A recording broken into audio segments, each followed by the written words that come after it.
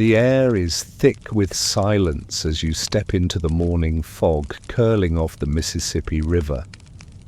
The sun is a sleepy smear behind clouds and everything feels suspended like the world is holding its breath. Somewhere beneath your feet, beneath layers of silt and moss and memory, lie entire cities swallowed by time and water. You don't know their names, no one does. They were built before English was ever muttered in these parts, before Columbus even dreamed of a ship. And yet, they were cities, real ones, with plazas, pyramids of earth festivals and firelight. You walk slowly along the bank boots, pressing into damp mud, the kind that remembers every step. Dragonflies dart around your ankles like nervous sentries. Something about this place is different. It isn't just old, it's quietly sacred, as if the land is waiting for you to listen. A heron lifts from the shallows and lets out a croaking cry, then disappears upstream. That sound, sharp, ancient, feels like a greeting, or maybe a warning. You follow the curve of the river and stumble upon a rise in the ground. At first glance, it's nothing, just a hump covered in grass and stubbly weeds. But if you look closer, tilt your head just so you see that the land is shaped intentional. It's a mound, not a random pile of earth, but an engineered platform.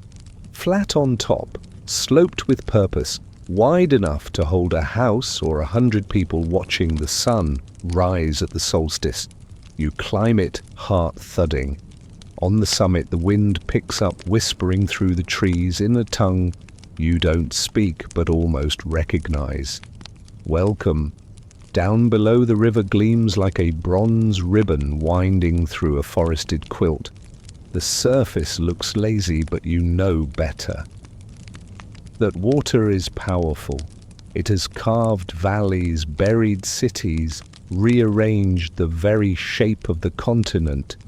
And somewhere along this massive artery, people once built lives, complex, beautiful, and now mostly forgotten.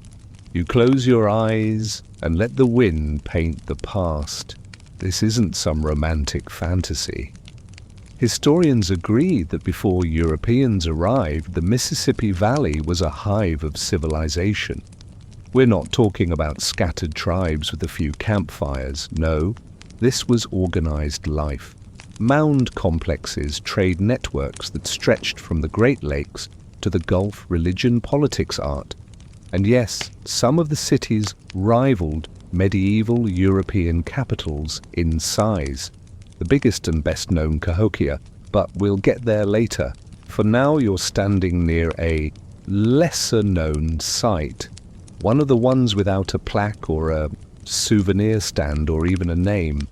But once it pulsed with life, you imagine a morning like this 500 years ago. A child running up this very slope chasing a dog made of woven river grass. A grandmother lighting a bundle of herbs near the mound's edge. Smoke spiraling upward to speak with ancestors. A youth preparing for a ceremony, face painted red and black, trembling with both fear and pride. They're gone. And yet not. You find yourself crouching, fingers brushing the dirt. A fragment of shell, smooth pale, curved like a thumbnail, catches the light. Probably nothing, but maybe something. A bead from a necklace, a spoon, an offering. Here's the thing, no one really knows how many cities the Mississippi has hidden. Some archaeologists estimate hundreds. Others say that's too conservative. The soft floodplains don't preserve buildings the way deserts do. Wood rots, fire erases, the river shifts its course every few generations, swallowing the past like a bored magician. And yet hints remain. Mounds like this, odd soil patterns, ancient garbage pits, stone tools where no stone should be. A Spanish explorer once claimed he traveled for days along the river and never left the sound of drums. Historians still argue whether he exaggerated or simply stumbled upon a now-lost civilization. Either way, he didn't stay long. You rise from the mound, brushing dirt from your knees. Your eyes follow the slow churn of the river. Somewhere beneath that brown water are timbers from temples, footprints in clay, perhaps even bones. And yet the land isn't sad, not really. It feels paused, as if waiting for someone to notice, to remember.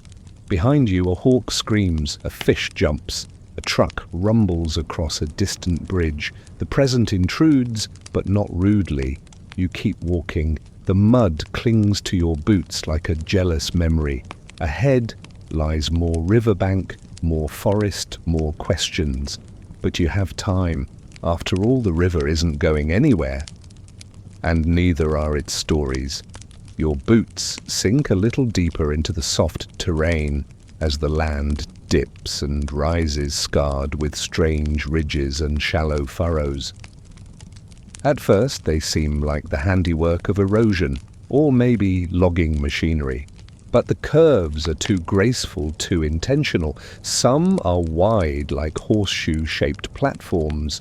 Others run in nearly perfect parallel lines like ceremonial pathways etched into the skin of the earth. These are no accidents. You crouch near one, dragging your hand across the flattened top. The soil feels different here, looser, darker, a little sweeter. That's the thing with ancient places, even the dirt holds memory. The breeze picks up and carries with it the scent of river mud cedar and something faintly floral mock orange maybe, or the ghosts of offerings once burned in tribute. The ridge you're examining may have once been a plaza's edge or part of a low wall that enclosed something sacred, something central. And this isn't a one-off anomaly. The deeper you explore this patch of land, the more you realize the whole area is structured. Not random wilderness, but a deliberate blueprint, an ancient city, lost not to conquest, but to time tide and polite disinterest. Archaeologists call this phenomenon site invisibility. The remains of a vast civilization can sit right under your nose, camouflaged by grass vines, and the assumption that nothing ever happened here. It happened. You take a few steps back and try to see the landscape like a drone might, like an eagle or a spirit looking down through a long lens of centuries. The ridges form concentric shapes, open courtyards, pathways between mounds, spaces large enough to host festivals, markets or trials, maybe even dances that lasted until dawn. And it wasn't just one city. These were part of a network, some connected by water, others by footpaths so ancient they predate the concept of a wheel in this region.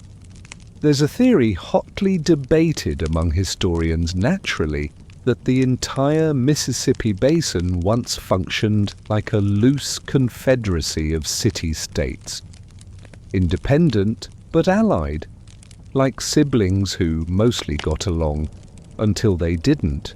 Back then in the 1500s, this area would have been buzzing. People cultivating the Three Sisters corn beans and squash in terraced gardens. Traders hauling obsidian blades, freshwater pearls and dyed textiles along dirt roads. Young people carving clan emblems into river-cured wood. Elders telling tales of celestial births and animal gods with feathers of fire. And always the river flowing beside them like a patient overseer. It provided fish water transport and occasionally disaster. Flooding was common, but so was adaptation. These cities had engineers, yes, actual engineers, who shaped the land to work with, not against the water. You squint toward the tree line where the land softens again. A low trench curves through the grass. Another boundary, a ditch, a defensive wall, or just a communal waste pit, where 500-year-old clam shells rest beside broken bone needles and burnt corn cobs you won't know without digging. Which is the ongoing frustration of this place. It whispers more than it speaks. There's no Rosetta Stone, no neatly carved chronicle of kings and queens. Just ridges, bumps, bones, teasers, and yet they're enough. A breeze shifts, and you suddenly catch a different sound, like chanting faint and distant. You freeze, but it's just your imagination, or the cicadas tuning up their chorus for the afternoon performance. Still the moment lingers, the feeling that something wants to be known. There's a quirky footnote here, one the park rangers never mention. In the 1970s, a few amateur archaeologists claimed to have found buried tools here, made not of stone or bone, but iron. They said they predated European contact. The academic community raised an eyebrow and issued a politely scathing rebuttal. But the idea remains floating around like a party guest who won't leave that maybe, just maybe, metallurgy came to the Mississippi before the Spanish ever dropped anchor. You step over another faint mound and find what looks like a cluster of oddly spaced post holes. Someone once built something here. A home, a temple, a granary. Hard to say. What isn't hard to say is this: people lived here, thousands of them, for centuries. They raised children, told jokes, made promises. They built something big enough to leave a scar on the land that still hasn't healed. And now it's mostly forgotten. You stand in the center of what might once have been a great city square. Imagine it, smoke rising from hearths, dogs barking flutes, playing food, roasting over communal fires, toddlers squealing lovers, sneaking glances, elders squinting at the sky. You feel a little absurd standing there alone in your 21st century windbreaker surrounded by invisible architecture. But isn't that what history is? A constant negotiation between what we know and what we sense, between evidence and imagination. The clouds above shift, throwing patches of sunlight across the ground. The shadows play tricks, hinting at shapes just beyond recognition. Maybe if you stood here long enough, the city would rebuild itself in your mind, beam by beam, brick by dream. But the wind changes again and the light flattens. The vision fades, still your heart beats a little faster. You've found one of the river's buried stories, not enough to tell the full tale yet, but enough to know that you're walking across a city's ghost, and it's not done whispering. The sun climbs higher now, hazy through the canopy of sycamores and sweet gum trees. You follow a narrow trail curving along a bluff above the river, your fingers grazing the bark as you walk. The ground here rolls in strange humps, bigger than ridges, too regular to be natural hills. They're earthen mounds, you realize. Dozens of them. And some are enormous. You stop in your tracks, breath-catching. One mound stretches up nearly 10 stories high, wide at the base like a sleeping giant. Grass blankets its slopes. A few trees have taken root as if time itself tried to reclaim it. But the shape remains unmistakable. This wasn't a lucky pile of dirt. It was planned, sculpted layer by layer, earth brought from miles away, carried in woven baskets by thousands of hands. You're standing in a city once built by mound people, not a name they gave themselves, of course. That one comes from later historians with a flair for the literal. But it's a useful shorthand for the builders of these tremendous monuments, the Mississippian culture. Their cities dotted the southeast and midwest, and at their peak, their influence stretched across more land than many medieval European kingdoms. You approach the tallest mound, your boots brushing through clover and damp moss. There's a path leading to the top, soft now, crumbling but still climbable. Each step feels a little heavier, like the weight of the past pulls at your ankles. At the summit, the view unfurls like a forgotten map. Forest and river, yes, but also more mounds, flat plazas and traces of what once might have been neighborhoods. There's a solemnity to it, like you've climbed into a cathedral where the pews are gone but the silence still prays. Mainstream history confirms that these cities thrived around 1000 to 1500 AD.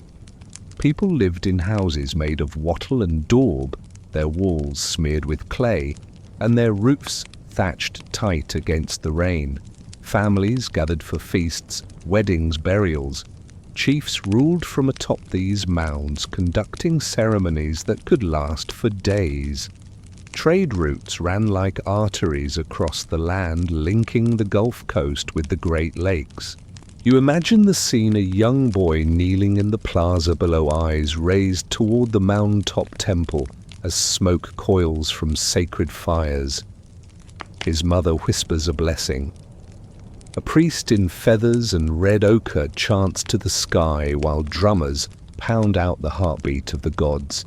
And then someone brings roasted squash, because even in sacred cities, someone always brings the snacks. There's something deeply human in that juxtaposition, spiritual grandeur and roasted gourds. You feel it settle around you like a warm quilt. These were not faceless prehistoric people. They were complex, emotional, contradictory. They argued about land. They laughed. They probably complained about the weather. Yet what they built, these mounds, was anything but ordinary. Some believe the mounds were temples. Others think they housed the elite. Still others argue they were calendars or celestial markers. One popular debate involves the alignment of certain mound complexes with solstices and equinoxes. Was it astronomy, agriculture, or just an accident of style? Historians still argue whether these alignments were intentional or later projections. But standing here, feeling the sun's rays warm your face as you gaze down the central axis of the city, it's hard to believe it was a coincidence. And the labor involved? That's no joke. One massive mound might contain over 20 million baskets of earth. Think about that. No metal tools, no draft animals, just people organized and determined, reshaping the land with nothing more than willpower and woven baskets. If that doesn't make your gym membership feel inadequate, nothing will. You descend carefully, the slope more slippery than it looks. At the base, a smaller mound curls in a gentle spiral. Some archaeologists believe spiral mounds represented birth time or rebirth. Others think they were just aesthetically pleasing. You kind of love that nobody knows for sure. It keeps the story pliable, alive. Nearby, the remnants of a post hole pattern hint at a building long gone. Probably a council house, maybe a dance circle. The past here is never complete. It's like a jigsaw puzzle found in a riverbed, missing corners and soaked in mystery. There's a quiet hum in the air now. Bees, perhaps? Or the low drone of cicadas deep in their seasonal love affairs. But it almost sounds melodic, like a memory of chanting clinging to the wind. You pass what appears to be a ceremonial mound, smaller but flatter, like a raised platform for communal gatherings. The earth beneath it holds layer upon layer of habitation. Burned wood, broken pottery, shell beads, arrowheads. One layer even holds the bones of a deer, buried whole with a copper ornament placed over its heart. Was it sacred? Was it someone's pet, a symbolic guardian? You kneel and press your palm against the mound's slope. The earth is warm, humming with buried memory. If you stay still long enough, maybe it will whisper something intelligible. Or maybe it will just remind you of your own brevity. It's strange, isn't it? These people moved more dirt than the pharaohs built cities as complex as anything in medieval France. And yet their names don't appear in textbooks, only in the margins as footnotes or curiosities. No sprawling epics, no marble statues, just grass-covered mounds that at a glance might be mistaken for hills.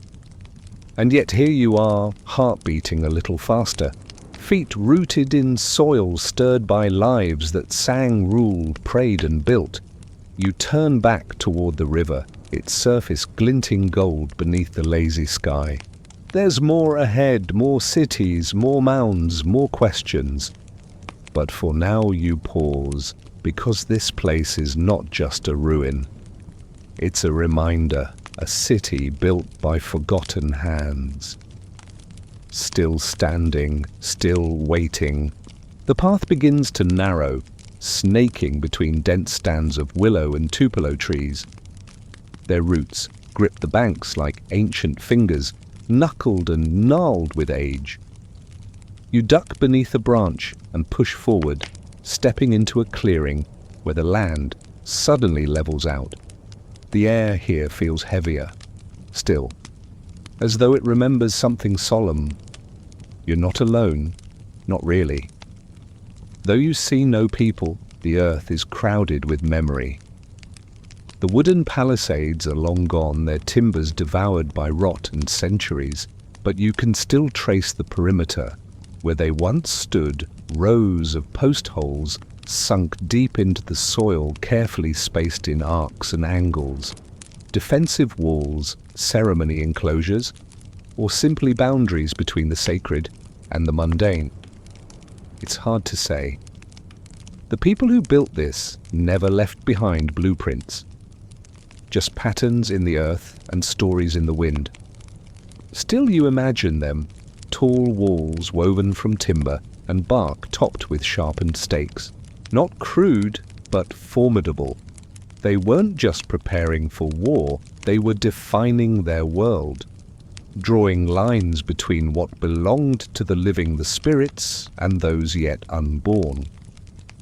Inside those circles of wood life thrived. There would have been central plazas, the social heart of these communities, broad open spaces where everyone gathered. Marriages celebrated, disputes settled, deals struck beneath the watchful eyes of elders and gods. Children played in the dust while priests invoked the stars. You step into the middle of one such space now, just a flattened oval, carpeted with weeds and wildflowers.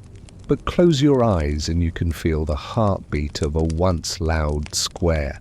Footsteps, drumming, a grandmother calling out to a reckless boy, a trader unloading fish smoked in cypress bark, a chief raising his arms from atop the mound, voice ringing out with a blend of wisdom and theatrics.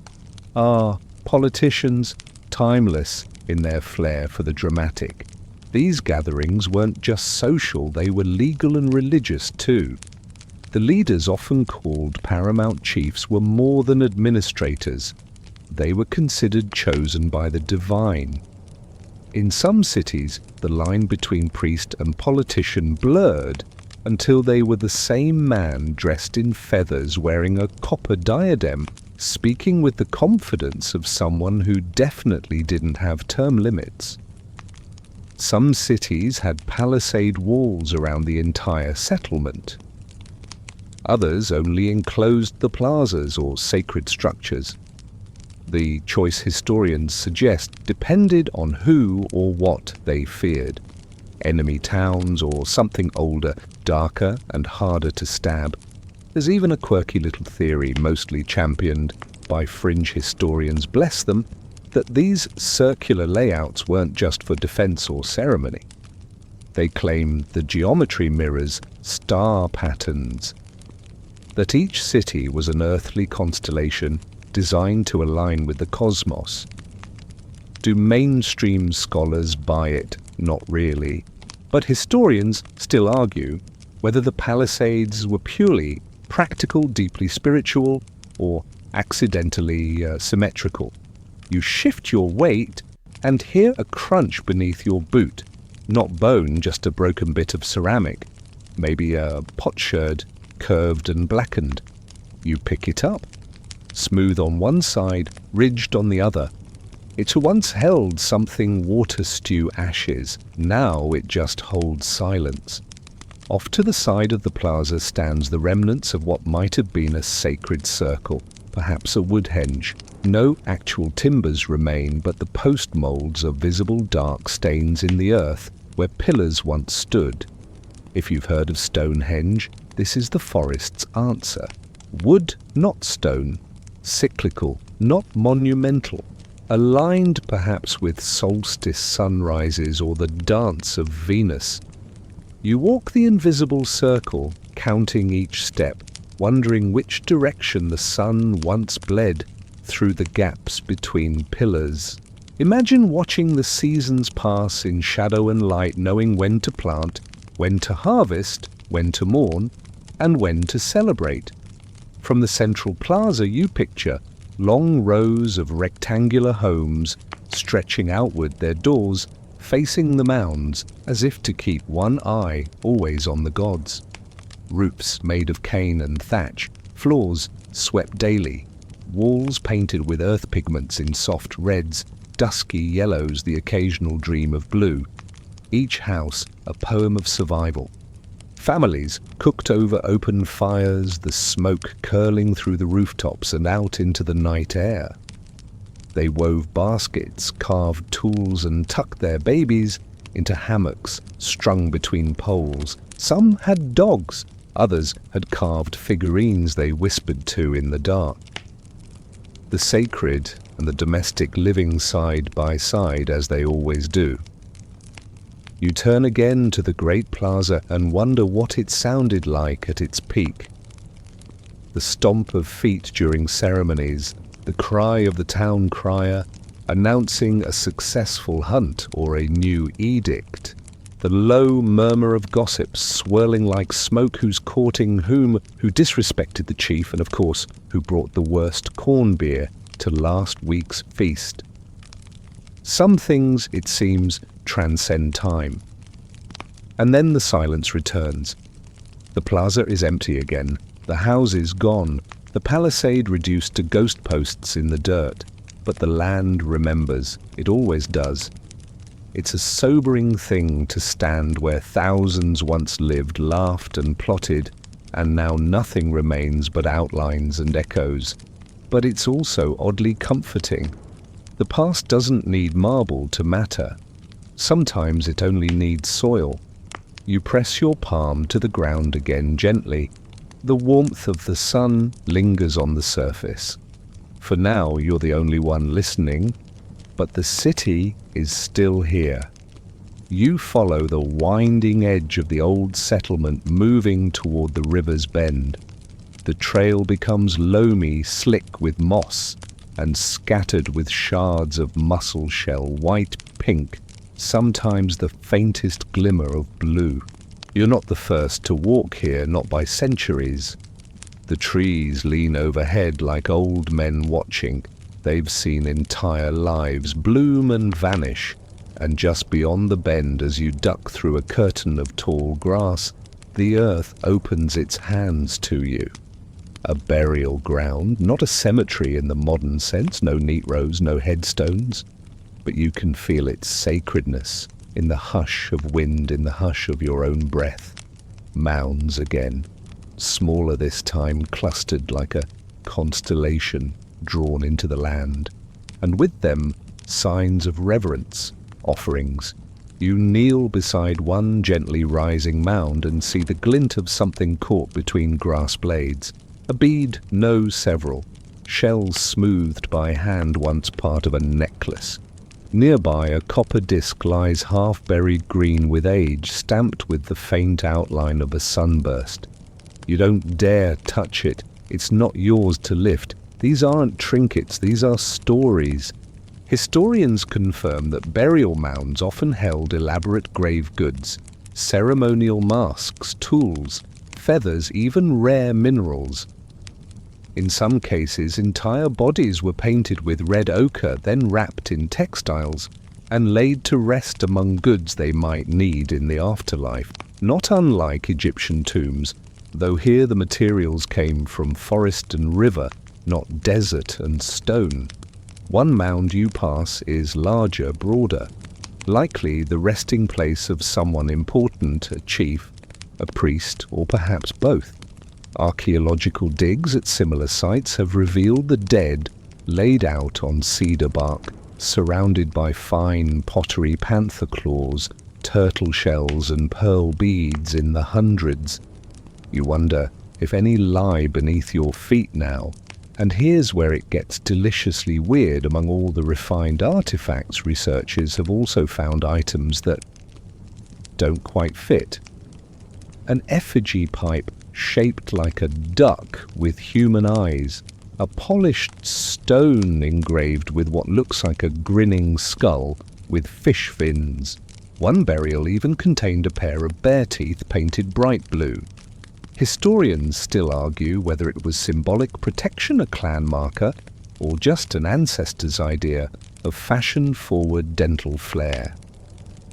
You smile. Death, like life, has room for mystery. These mounds weren't just resting places, they were ceremonial centers. Entire festivals were built around them. The burial of a leader could involve days of ritual chants, dances, feasts, and sometimes the burial of companions alongside the honored dead. Yes, really. There are records, controversial, debated, of human sacrifices tied to elite burials. But before you start picturing gruesome scenes, know that not every mound tells the same story. In many, the burials appear peaceful, even intimate. Infants laid beside mothers, elderly hands folded over carved amulets, a man buried with a pipe and a feather fan. Death in this world was part of a cosmic balance, not feared, respected. And these offerings, they weren't for show. They were bridges between the living and the ancestors, between the now and the always. You stroll farther and find an odd circle of stones, not local ones either. These came from hundreds of miles away, perhaps carried by traders or by pilgrims on sacred journeys. Stones like these have been found near Etowah and Moundville, engraved with spirals, wings, and faces caught between animal and divine. Some fringe theorists claim these images are a language, a kind of pictographic code lost to erosion and academic indifference. Mainstream scholars caution against overinterpretation. But one thing is certain, the symbols repeat across states and centuries.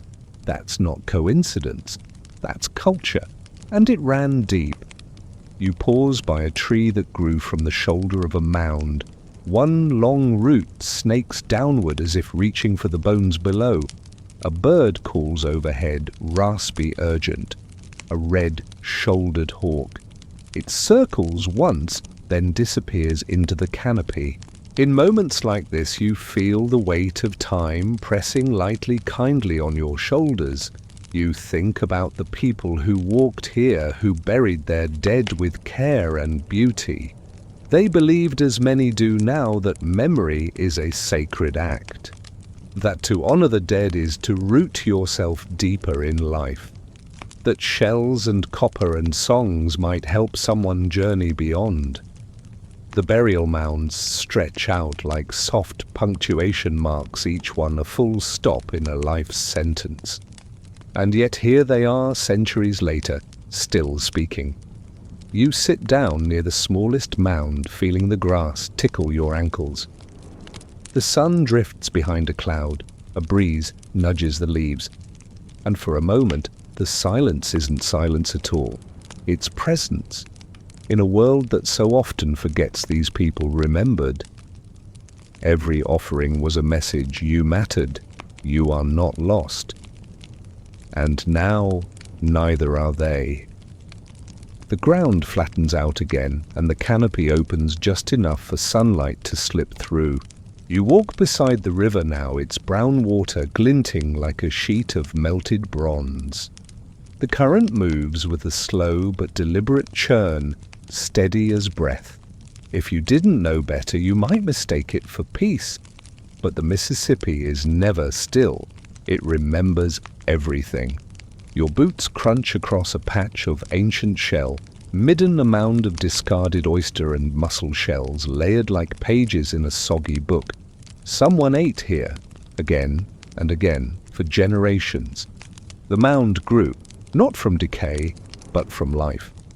And along the riverbank, like pieces left behind from a dream, you start to see them, fragments of another age.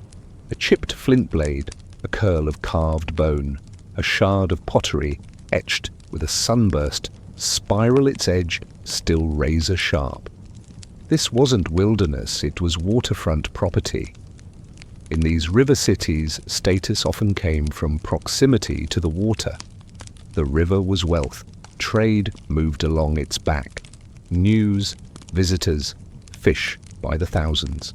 It was the lifeline and the threat, the god and the grave. Crops grew best in its floodplains, though sometimes, of course, it flooded too much. Historians agree that these cities didn't spring up randomly. They emerged where rivers met, where resources gathered, like gossip in a town square. And at the heart of this entire network, the Mississippi, a corridor for culture that spanned nearly half a continent. You step onto a patch of higher ground and glance upriver. The water carries twig seeds, probably a few secrets, but centuries ago it carried canoes, slender, hand-carved, their hulls smeared with bear grease to repel water. Some were painted, others bore clan symbols or charms against capsizing. These weren't just fishing vessels. They were the trucks, buses, and ceremonial floats of their time. Imagine a convoy of them, 20 or more, gliding in formation packed with goods. Furs from the north, salt from inland mines, marine shells from the Gulf, copper, always copper from the Appalachian foothills. They say the chiefs wore it in headdresses shaped like falcons or suns. It wasn't just ornament, it was sacred. And when the traders came ashore, it wasn't all business. There were dances, feasts, diplomatic flattery, the kind that's barely changed in 1,000 years. You can almost hear it. Ah, yes, your smoked eel is robust. And these berries, where did you source such bitter delights? There's even a record, half oral history, half archaeological whisper, of a city whose leaders would greet traders with a parade of children bearing flower garlands and painted turtle shells. Whether that was hospitality or subtle intimidation is up for debate. But the river didn't just bring goods, it brought people, and people brought stories. You pass a spot where the ground dips into a shallow oxbow. The river once curled here, then changed its mind as it often does. But even abandoned bends carry ghosts. These were natural harbours. You picture families unloading bundles from a canoe, staking out a camp, maybe deciding to stay for a season, or forever. Some scholars suggest that new cities often sprang up near old meanders like this, where the land was fertile and the water calm. Others argue the opposite, that river movement was a curse, a thing to be fled from and feared. The truth, as usual, is probably somewhere in between. You follow a deer path deeper into the trees. The smell of water grows stronger, muddier.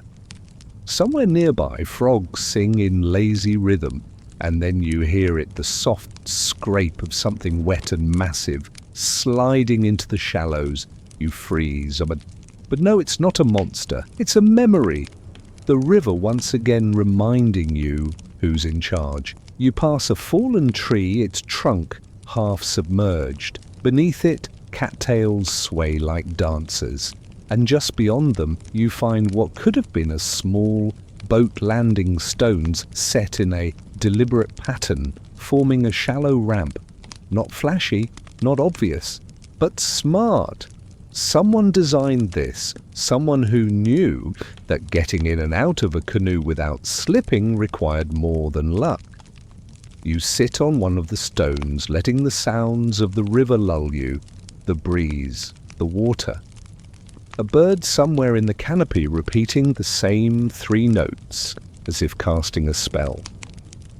You wonder what it must have been like to depend so completely on this living, moving thing, when your food, your trade, your security, even your timekeeping all were tied to the moods of a river. Every spring the flood came, sometimes generous, sometimes cruel. Cities planned for it, mounds doubled as flood refuge, grain stored above waterlines, ceremonies held to ask the river gods, if such gods existed, to be merciful. And yet the river still sometimes won. There are tales of whole neighborhoods vanishing in a single season, of temples swallowed overnight, of canoes found days later, drifting ghost-like with no hands to steer. But still they stayed. They adapted. The river was never the enemy. It was a partner, temperamental, yes, but beloved. And when the floodwaters receded, what remained was richer soil. Room for another harvest, another chance. You glance downstream, imagining all the cities connected by this watery spine. The names now lost, the mounds swallowed by trees, the languages silenced, but they were here, and for a moment you are too, part of the current, just passing through. You veer slightly inland away from the main channel of the river, toward a quieter stretch where moss drapes from the branches like silk hung to dry. The air is thicker here, still humid, buzzing faintly with insect chatter. The trees lean inward, forming a tunnel of green where sunlight dapples the ground like spilled coins. You're heading toward one of the smaller mound sites, less known but no less strange, Etowah, or what's left of it. The earth here is generous in secrets, but today it feels hesitant, like it's waiting to see if you're paying attention. And then through the curtain of leaves you spot them, large stone slabs set into the ground in deliberate patterns, half sunken by time. They peek out like buried tablets, each etched with markings, some sharp, some weathered to the point of near erasure. Spirals. Birds in flight, a man with wide eyes and hands raised to the sky. You kneel, brushing off a layer of leaf litter. The stone is warm from the sun, but it hums with something deeper. These weren't just decorations, they were messages. Etowah's stones are famous, at least among the few who pay attention to such things. Unlike many Mississippian sites dominated by wood and earth, this place offered stone carvings. Ritual art, perhaps, or a forgotten language, or doodles with cosmic implications. Historians still argue whether the symbols represent theology, astronomy, or simply elite branding from the Mississippian marketing department. You chuckle quietly to yourself. Imagine a chief leaning over a stone carver. No, give me bigger eyes, wider. I want the ancestors to see I'm enlightened. But in truth, some of these carvings are eerie. One particularly detailed slab shows a bird-headed figure with wings outstretched, and a belt made of snakes. Is it a god, a shaman, mid-transformation, a mythological being with serious wardrobe opinions? Some of the same symbols, especially the hand and eye motif and the weeping eye, appear in artifacts hundreds of miles away. That suggests a shared symbolic language across the Mississippian world, and yet nobody really knows what they mean. You sit cross-legged, staring at one of the more enigmatic pieces a circular design with intersecting lines and tiny crescent moons. It resembles a map, but of what the night sky, a spiritual journey, or maybe just a very early game board for prehistoric checkers. This is where it gets slippery. We have the art, the monuments, the patterns, but no written record, not in the way we usually expect it. There's no codex, no Rosetta Stone, no carved annals of kings and battles, just symbols, whispers in stone. And the mystery only deepens the more you look. One slab seems to depict a canoe sailing across waves, but those waves spiral into the shape of a serpent. Transportation and transformation fused into one image. Another shows what could be a dancer or someone falling through space, surrounded by stars. Or maybe birds, or both, possibly neither, and yet they all feel intentional. Even the placement of the stones suggests choreography. Some are aligned to face the rising sun on certain days. Others point toward the river like open mouths thirsting for memory. The mounds nearby mimic the constellations overhead, or so claim some star-minded scholars. Others dismiss that idea as celestial pareidolia, seeing cosmic meaning where there may be none. But there's an energy here, and you're not alone in sensing it. Visitors to Etowah sometimes report strange things, disorientation chills. Despite the heat, the feeling of being watched. One particularly dramatic fringe archaeologist claimed to hear flute music near the main mound at dusk, though that may have been the local high school band warming up nearby. Still, the sensations linger. You rise slowly and walk along a shallow trench, circling one of the mounds. Was it a moat, a processional path, a boundary marker? No one knows for sure. What we do know is that Etowah was an important center of ritual and leadership around 1000 to 1400 AD. It rose flourished, then was partially abandoned, only to be resettled again. The reasons still debated. Some suggest climate shifts, others propose political upheaval or resource depletion, and of course there's the classic villain of North American archaeology, inter-town rivalry that spiraled out of control. Imagine two neighboring cities arguing over trade routes or access to sacred minerals. Tell your chief that if he sends one more canoe of rotten squash, I'm burning his serpent mound to the ground. But beyond the politics, Etowah seems to have been a place of meaning, a holy city, if you will. One that looked both upward and inward, a place where stone met spirit. You pause beneath a tall poplar tree, its roots wrapped around the edge of a broken platform. The leaves rustle. The river nearby murmurs in the background, its voice distant but constant. Something about this place feels unfinished, like a story with chapters torn out, waiting for a new reader to piece it together.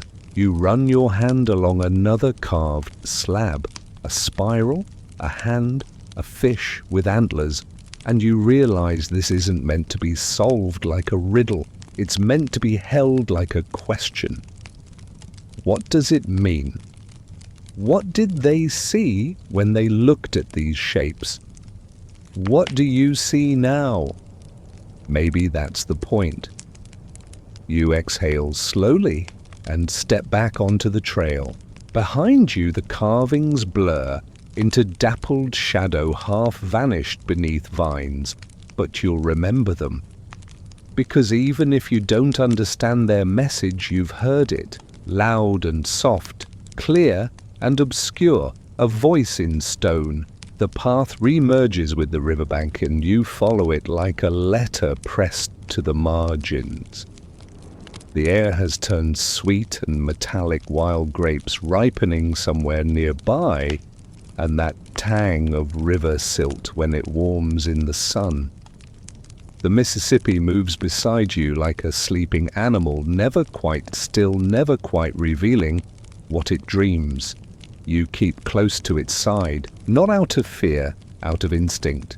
This river wasn't just a feature of the land. It was its bloodstream, a hunter, a guardian, a god. It provided and it punished. And the people who lived by it knew better than to take it for granted. You come upon a strange formation, a small canal, long abandoned, still visible beneath layers of grass and leaf. Just a trickle now, but its banks are shaped by human hands, angled, reinforced with long rotted timber. A clue.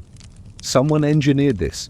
Historians believe the Mississippian people diverted water not just for drinking or crops, but for travel and ritual. The river was a tool, a path, a stage. You squat down beside the water's edge where tadpoles wriggle like tiny commas in a story that refuses to end. It's easy to forget in our asphalt-wrapped modernity that people once lived with rivers, not just near them. They read its moods. They knew when the current whispered warnings. They sensed when its belly stirred. Entire cities were laid out in relation to its flow, not just for access, but for reverence. There's an old tale half-remembered from southeastern tribes of the river woman. She lives beneath the surface, her hair made of currents, her eyes always open. Sometimes she offers fish. Sometimes she takes a child. Sometimes both. You glance at the water and can't help but feel watched. Not in a threatening way, just observed. The Mississippian people respected the river like you respect fire. You use it. You thank it. You never trust it entirely. They understood its power. It was their highway for goods, of course. Massive networks of trade extended in every direction. But it was also their law, their cosmology. Some tribes believed the world was a series of layers, the upper world of the sky, the middle world, where humans lived, and the lower world beneath the water. And this river, it was the gateway. Offerings were tossed into it, rituals held beside it, children told not to misbehave or the river will remember. You find that warning oddly comforting. There's something reassuring about a force of nature that takes notes. Further upstream, you spot the remains of a fish weir stones placed in a V shape to guide fish into traps.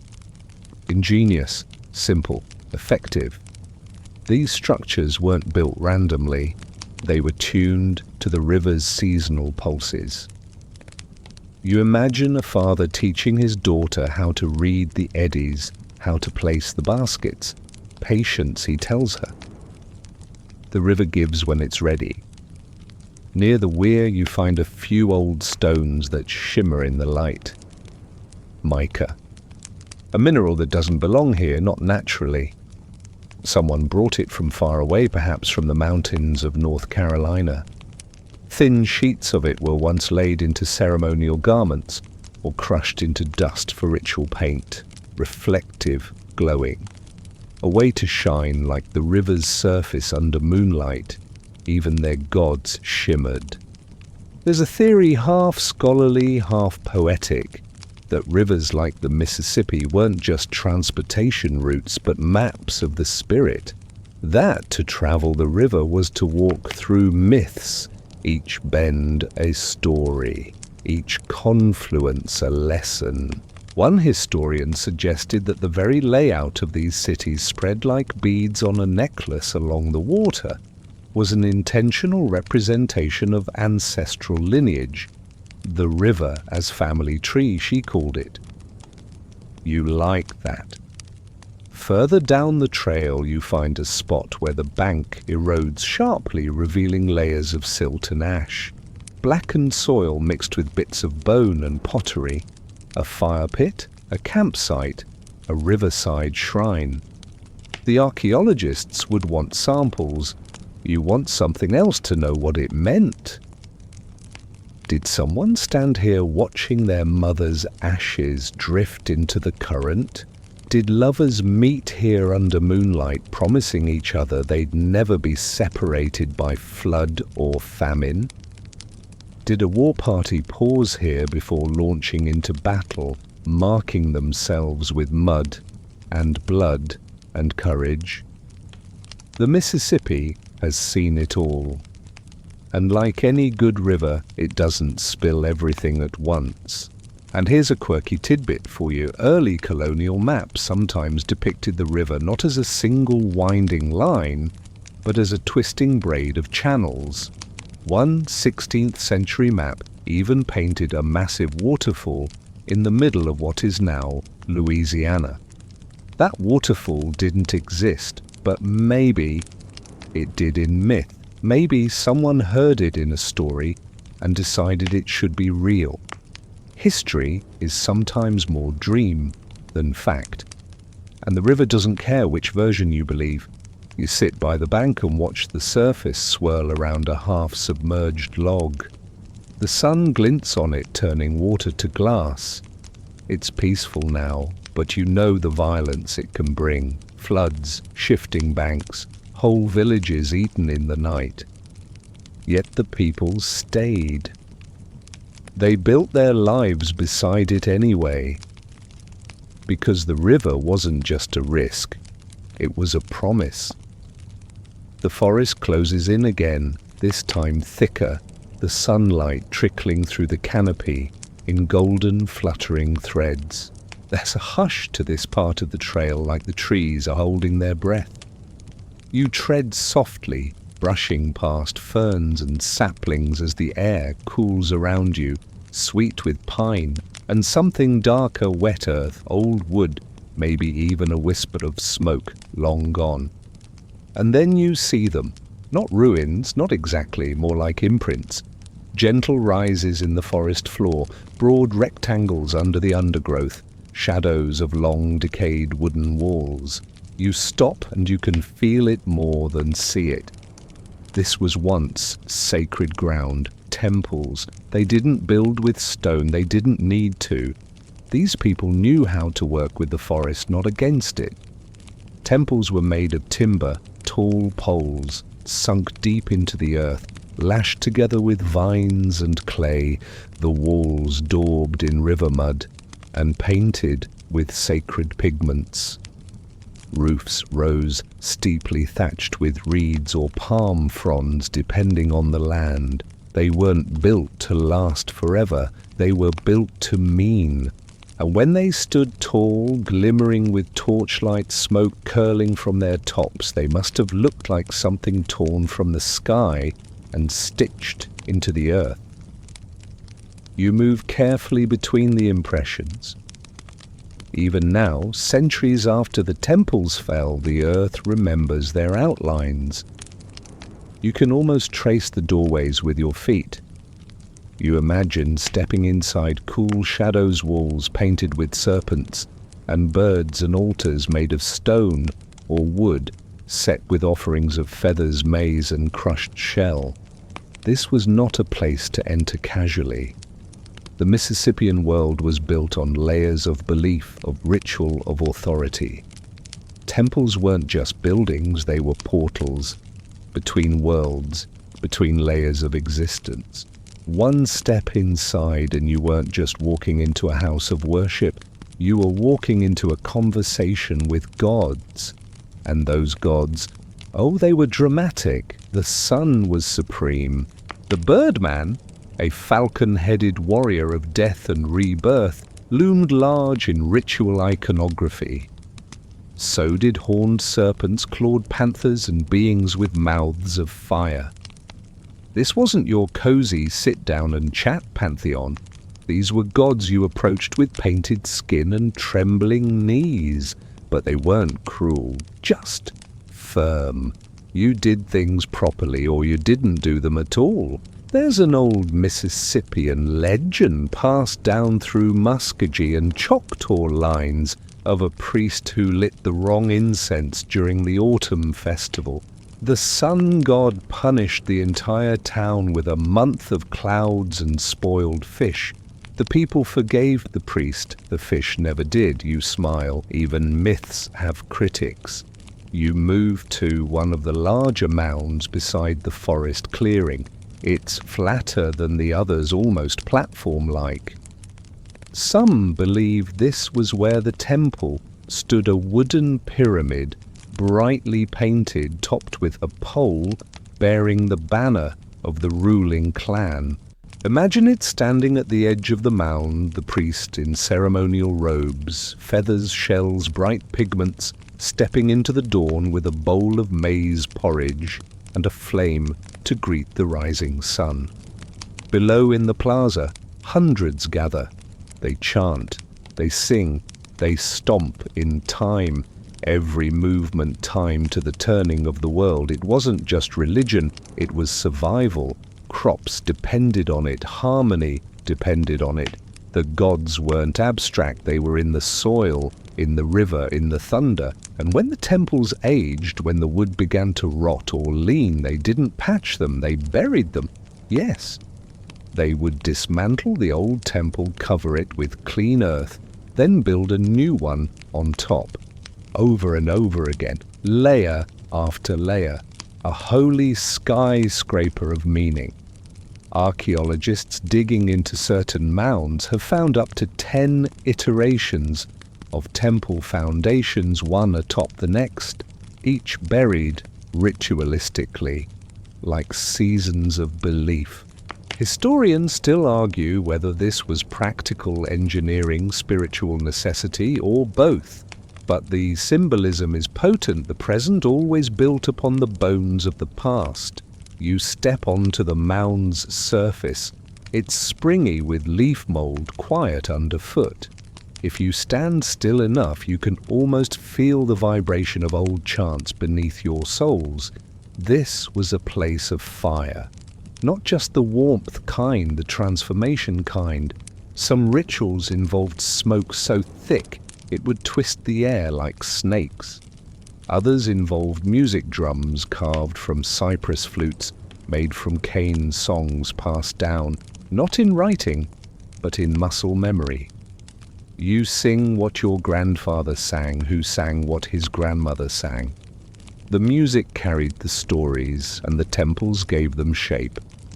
There's even record of temples with painted floors, reds and whites, zigzags and spirals, so that when dancers moved during rituals, their feet traced sacred geometry into dust. And not all rituals were solemn. Some were celebratory, euphoric. There were jokes, drinks brewed from fermented maize, and stories told with the flair of stand-up comedy. One tale from an old Natchez descendant speaks of a fire god who accidentally set his own temple robes ablaze and had to be doused in river water by a canoe full of annoyed water spirits. Divine dignity was not guaranteed. Even gods have off days. The forest shifts wind, stirring the trees like a choir inhaling. You stand in the midst of a vanished temple, surrounded by trees that grew from the ash of forgotten fires. It's hard not to feel reverent, not for what was lost, but for what remains, the outlines, the memory, the story scraped together from soil and rumor from feathers and fire. These temples may be gone, but their shape still holds in the land and in you, because here, in this hush, in this green cathedral, you feel it. The old gods aren't dead. They're just quieter now. The light changes again, thinner, now filtered through the high canopy of sycamores and black walnut. You can hear the river still just beyond the trees, but it's muffled, like it's listening rather than speaking. The path opens into a grove where the ground feels strangely warm beneath your boots, as though the sun remembered this place. And there among the quiet undergrowth, the story finds you a priestess. You don't know her name. No one does. But you can feel her. This was her city once. Her temple sat at the Mounds summit. Her voice carried across plazas. Not a queen, not in the European sense. She ruled differently, by rhythm, by sky, by silence. You follow the barely visible outline of a ceremonial platform, low and wide, long since overtaken by roots. But she would have stood here tall, robed, painted in ochre and indigo copper jewelry, singing with every movement. At her belt, a pouch of crushed shells. At her feet, offerings of corn cakes, bird bones, and maybe a carved bear effigy made of river clay. She didn't shout to command respect. She didn't need to. She watched, listened, knew when a drought would come by the angle of stars, interpreted dreams that frightened the children and haunted the men. The people believed she could speak to both the sun and the serpents in the water. Maybe she could. The Mississippian societies weren't always ruled by men. In some cities, women held positions of immense power, both spiritual and political. Some tribes even traced lineage through the mother's line. You belonged to her clan, not your father's. That meant land names and inheritance flowed like the river strongest, where rooted in the feminine. This priestess, whoever she was, stood at that intersection, matriarch and medium. Her power wasn't conquest, it was clarity. And that made her dangerous. There's a legend, though most scholars call it speculative folklore, of a priestess whose predictions disrupted the succession of chiefs. She foresaw disease, she said, or war, refused to bless the next leader. Her city turned on her, or maybe feared her. She vanished. Some say she fled into the forest, her followers melting away like dew at sunrise. Others say she was taken by the river, stepping into its current without resistance, letting it carry her into a mist that never lifted. Still others whisper she was buried alive beneath her own mound, her heart removed and stored in a box of copper and shell. Historians still argue whether she ever existed at all.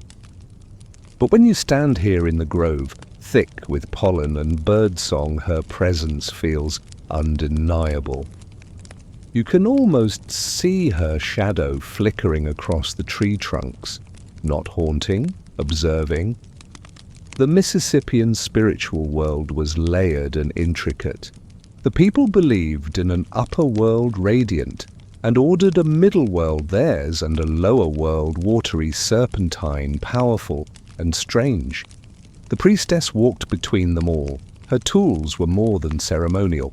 A staff tipped with eagle bone, a rattle made of turtle shell, a mask carved with human and avian features. Each object held a story, a use, a warning. And behind her temple, perhaps a small enclosed space where she fasted, prayed, dreamed, seeking visions, interpreting omens. And always she faced east in the morning. The sun reborn greeted her before it touched the rest of the town. You brush your fingers across a tree whose bark peels in long ribbons. There's a coppery scent to the air like old coins and crushed leaves. And you wonder what it meant to lead not through dominance but through devotion. Not to speak constantly, but to be the one people went to when silence became unbearable. In her absence, her memory turned myth. The men took back the temples, the mounds were rebuilt, her name, if it was ever written, washed away. Still the people remembered something. In later stories collected by southeastern tribes, women with special vision appear again and again, seers, dreamers, mothers of cities and storms. Some call them those who see between, others simply the watchers. You sit at the foot of what might have been her mound. Small flowers bloom between the roots. Bees drift lazily from petal to petal, uncaring of your intrusion. Somewhere to the west, The river gives a long, slow sigh. You think of her not as a ghost, but as a keeper, of knowledge too soft for shouting, too sacred for scribes, a wisdom passed not in words but in glances, symbols, seasons. She probably knew which trees bled sweet sap in early spring, and which frogs cried warnings before the storms. Her voice didn't echo across battlefields, but through lullabies and fire-lit stories. There's something in that feels more permanent than war. Maybe that's why she vanished, not in fear, but in rhythm. She moved with the river, and the river never stays in one place. You rise slowly. The clearing is silent again, but not empty. The priestess has already moved on, but the land remembers. You continue along the river's slow curve, the land widening into a low, open basin rimmed with dogwoods and cypress. The air smells faintly of smoke, old smoke, maybe imaginary. You blink and the scene wavers. For a moment you think you hear drumming. Not thunder, not machinery. Drumming. The rhythm isn't wild, it's measured, repetitive. A heartbeat stretched across time. And then you see them. Not the drummers, no, they're long gone. But what they left behind clings to the soil in symbols and shivers, burned patches, char-streaked earth, and blackened stones arranged in a tight semicircle around a depression in the ground. Fire pit, performance space, ritual arena, or all three. This, you realize, was a gathering place. Not for day-to-day politics. Not for planting schedules or corn storage debates. This was for something else entirely. You're standing in the remains of a ritual ground. You scan the area, eyes catching faint patterns in the ground, rings of post holes, probably once part of a circular building or a set of temporary structures built and burned repeatedly. Some Mississippian cities held nighttime ceremonies under the open sky, lit by torches and the flicker of ceremonial fires. This place smells like memory. You picture it now, a moonless night. People standing in a wide ring, masks pulled tight over their faces, masks of birds, snakes, spirit. They don't speak. They drum, they dance. Sparks rise like stars. Children watch from the edge, eyes wide. The chief sits just beyond the circle, still as a carved figure. The priest or priestess moves among the dancers, not leading, just watching, marking time, whispering prayers in a language that doesn't translate cleanly into anything we know. And in the center of the firelight, something happens. Not a performance, not a spectacle, a transformation. Masks like these have been found across the Mississippian world, carved from wood, shaped from copper, studded with shell. They're not theatrical, they're sacred. Some hide the human, others exaggerate it. Long beaks, serpent tongues, eyes that are far too wide. Historians know these rituals weren't for fun. They were part of a belief system called the Southeastern Ceremonial Complex, a shared religious framework that spread across hundreds of miles, a worldview, a cosmology, and it was filled with feathers and fire. The Birdman figure, for instance, half man, half hawk, is everywhere, painted on shell gorgets, carved into stone tablets, etched into copper breastplates. Always in motion, wings spread, knees bent as if dancing or leaping into the void. He represented war, yes, but also rebirth, the cycle of death and transformation. You imagine someone, maybe a young initiate, donning the mask of Birdman for the first time. How it must have felt, the weight, the smell of paint and sweat, the silence before stepping into the circle, the knowledge that for a moment you weren't yourself anymore, you were something older. The rituals often involved fire, not just for light or warmth, but as a purifier, a storyteller. Flames moved across their ceremonies like dancers of their own. Some historians believe specific patterns were danced around the fire to mimic constellations.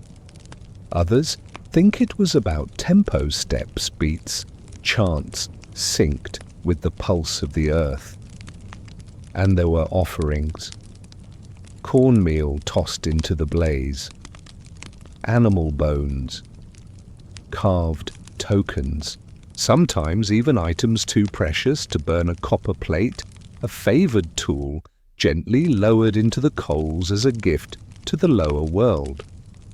Fringe archaeologists once claimed they found evidence of psychoactive plant use during these ceremonies. Black drink made from Yopon holly known for its caffeine punch and purging effect. No hallucinations exactly, just a heightened clarity, a state of readiness. You wonder what it was like to stand there sweaty and shaking the drums in your bones, your body not entirely yours. It wasn't theatre, it was devotion, and it could go on for hours, days even. One early Spanish observer, his notes, dry, skeptical, slightly terrified, claimed, a southeastern town held a ceremony where masked dancers spun around fires without stopping for 3 nights. He may have exaggerated, or maybe he didn't. Imagine the smell, the sound, the sheer stamina of belief. You walk around the edge of the old fire circle. The grass here is stubborn, grows short. Something about the soil, maybe, or something about the memory that clings to the ground. Further out near the edge of the clearing, you find small mounds, just bumps really. Not burial sites, but deposits. Archaeologists call them ritual dumps, but that's a crude phrase for something tender. These were discard piles for sacred items that had served their purpose. Feathers, broken figurines, burned out torches, nothing tossed casually, everything placed, and always the masks. Many were buried after use, some were burned, but a few survived, found in rivers, in clay deposits, in dry caves where the damp never reached. Some are bird-like, others look not human, not animal, something in between, something sacred. One mask recovered from Alabama shows a face with bulging eyes and a long curling tongue. It may have represented a trickster god, or a spirit of chaos, or the feeling you get when you eat too much corned beer and try to make peace with your in-laws. Scholars still debate the interpretations, but the feeling lingers. You sit near the charred center of the old firing knees, drawn up hands resting on the cool ground. The birds above are silent now, the river too, you hear only wind. And for a heartbeat you feel it. Not nostalgia, not grief, just presence. Someone danced here, in mask, in firelight, in rhythm with the world. And for a brief, flickering moment they were something more. And now so are you.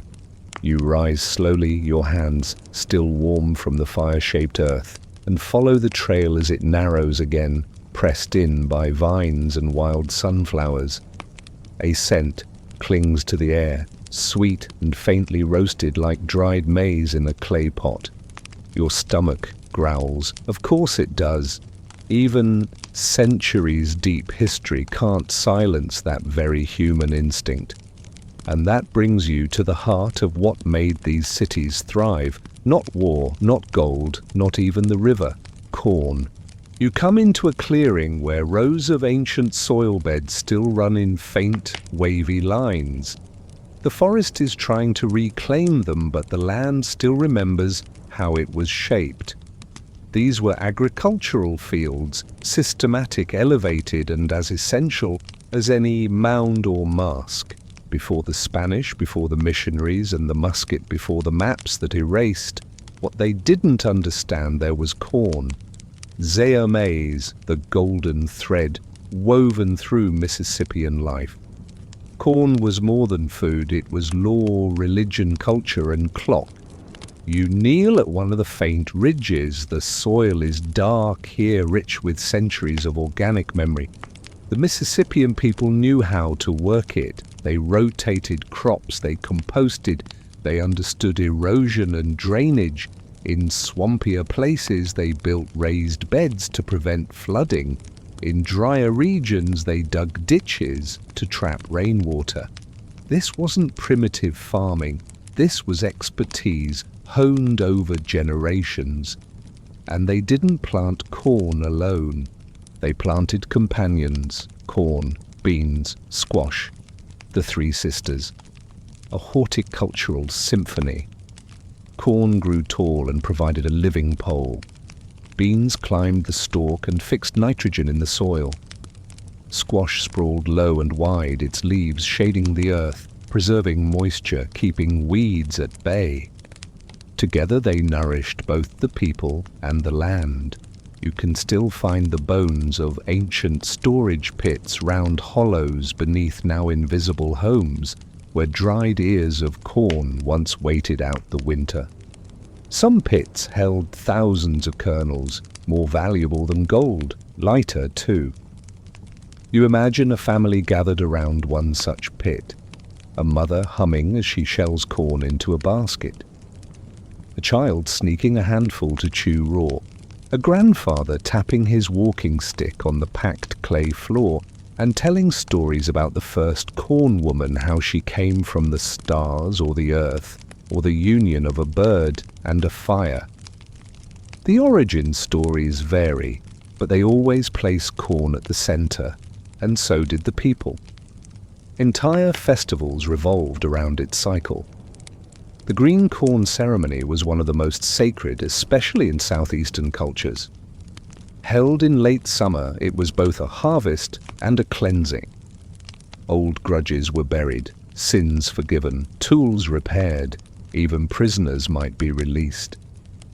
It was a reset button powered by maize. Historians still argue whether these ceremonies were local or widespread, religious or practical, but in truth the division doesn't matter. When your world depends on something that grows from a single kernel, you respect it. You follow a path where a stone corn grinder lies half-buried smooth from centuries of use. These weren't made to last forever, but they endured anyway. Some have been found with traces of red pigment painted perhaps, or simply stained by centuries of hands.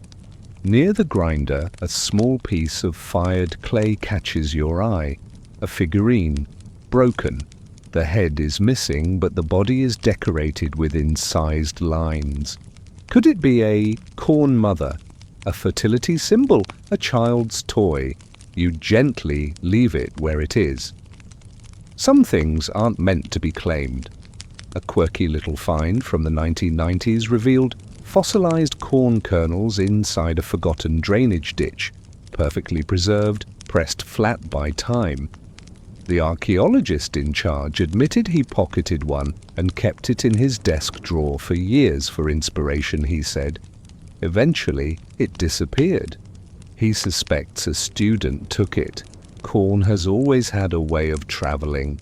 Further up the slope, you come across a partially reconstructed Mississippian house museum part memorial. The thatch is carefully layered, the walls are daubed in reddish clay, and beside the door a basket. Inside, hand-dried cobs, narrow and pale yellow. You run your fingers over one, it's light, almost weightless, but it fed a civilization.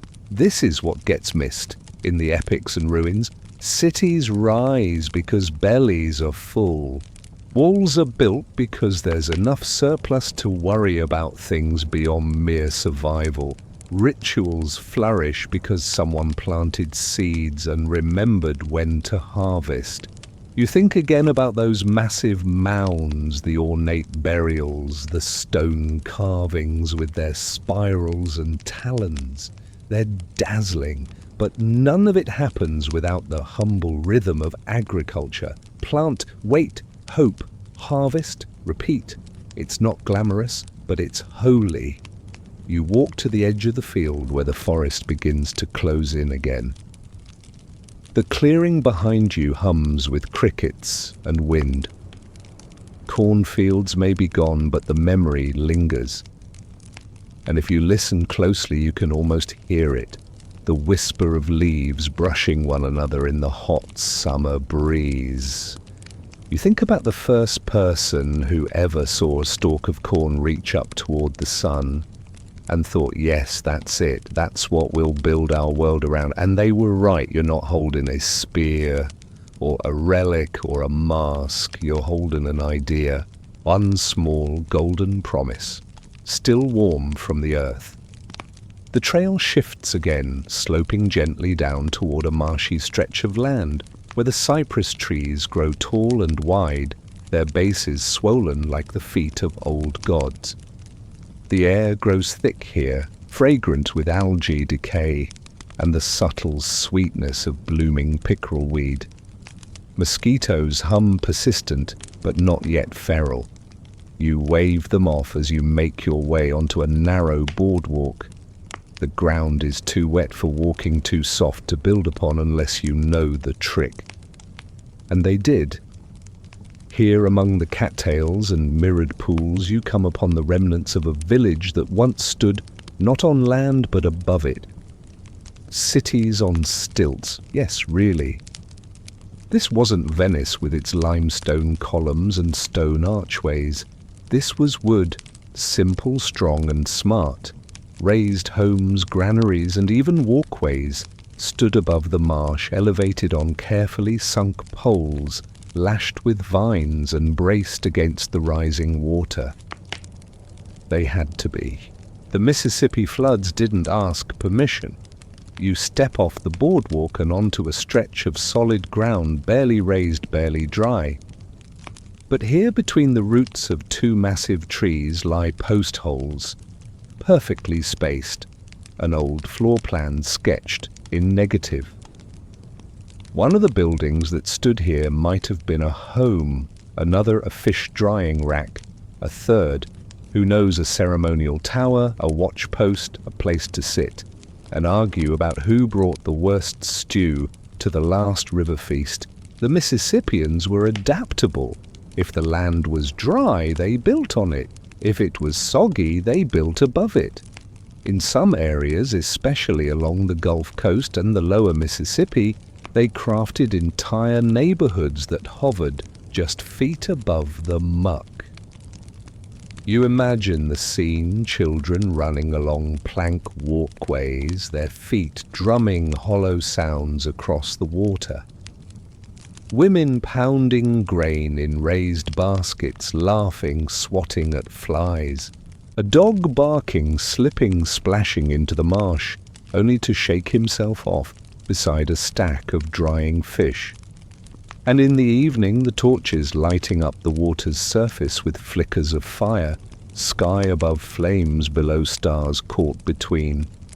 It wasn't picturesque, it was practical. The wetlands gave as much as they took. Fish, birds, edible roots, medicinal herbs, all within reach.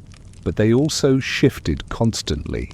A sudden rise in the water could swallow homes.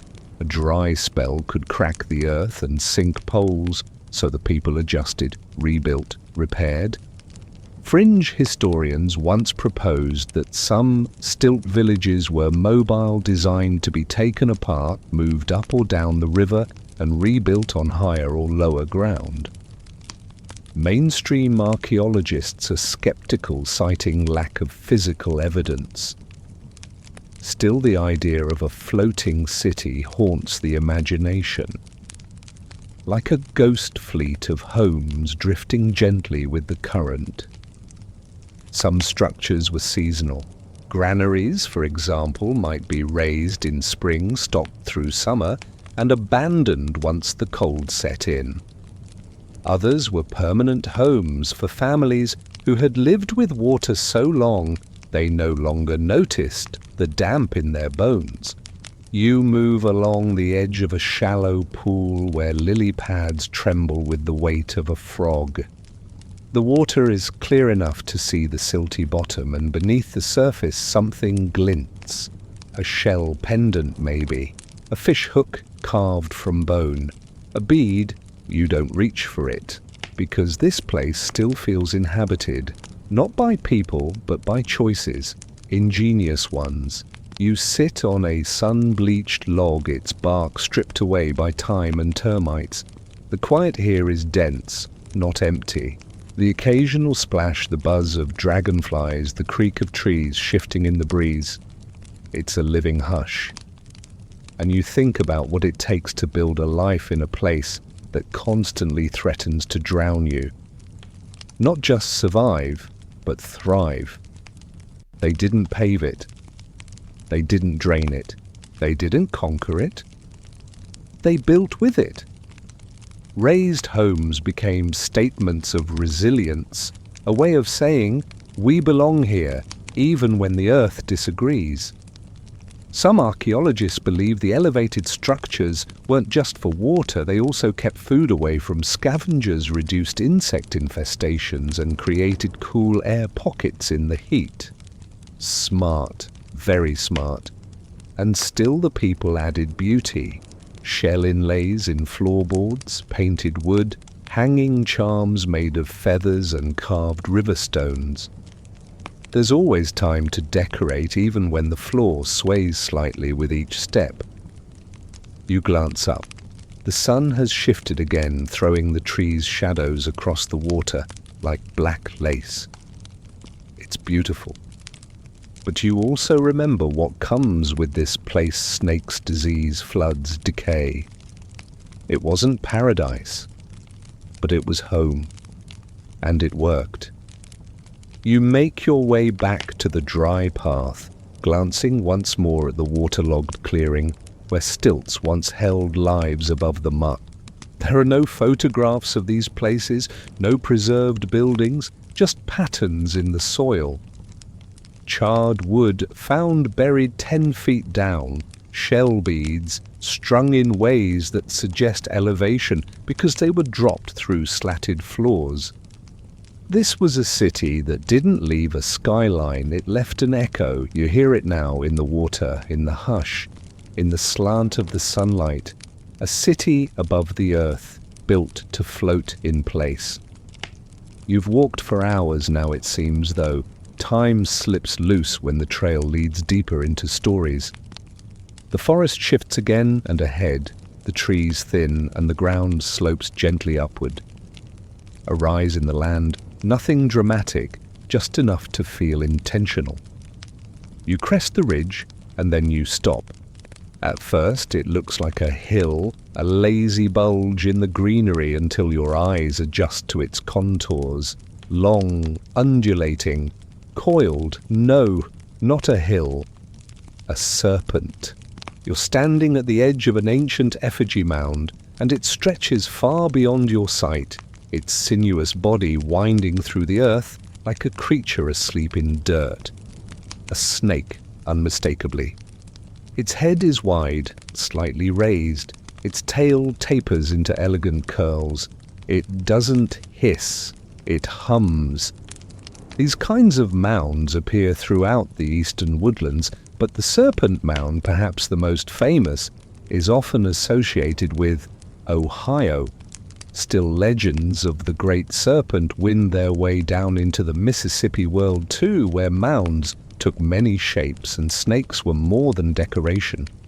Here, this one rests in a forgotten field, shrouded by saplings and moss, too large to see entirely, unless you float above it like a bird or a ghost. You circle part of it, stepping carefully, sensing the reverence still coiled in its curves.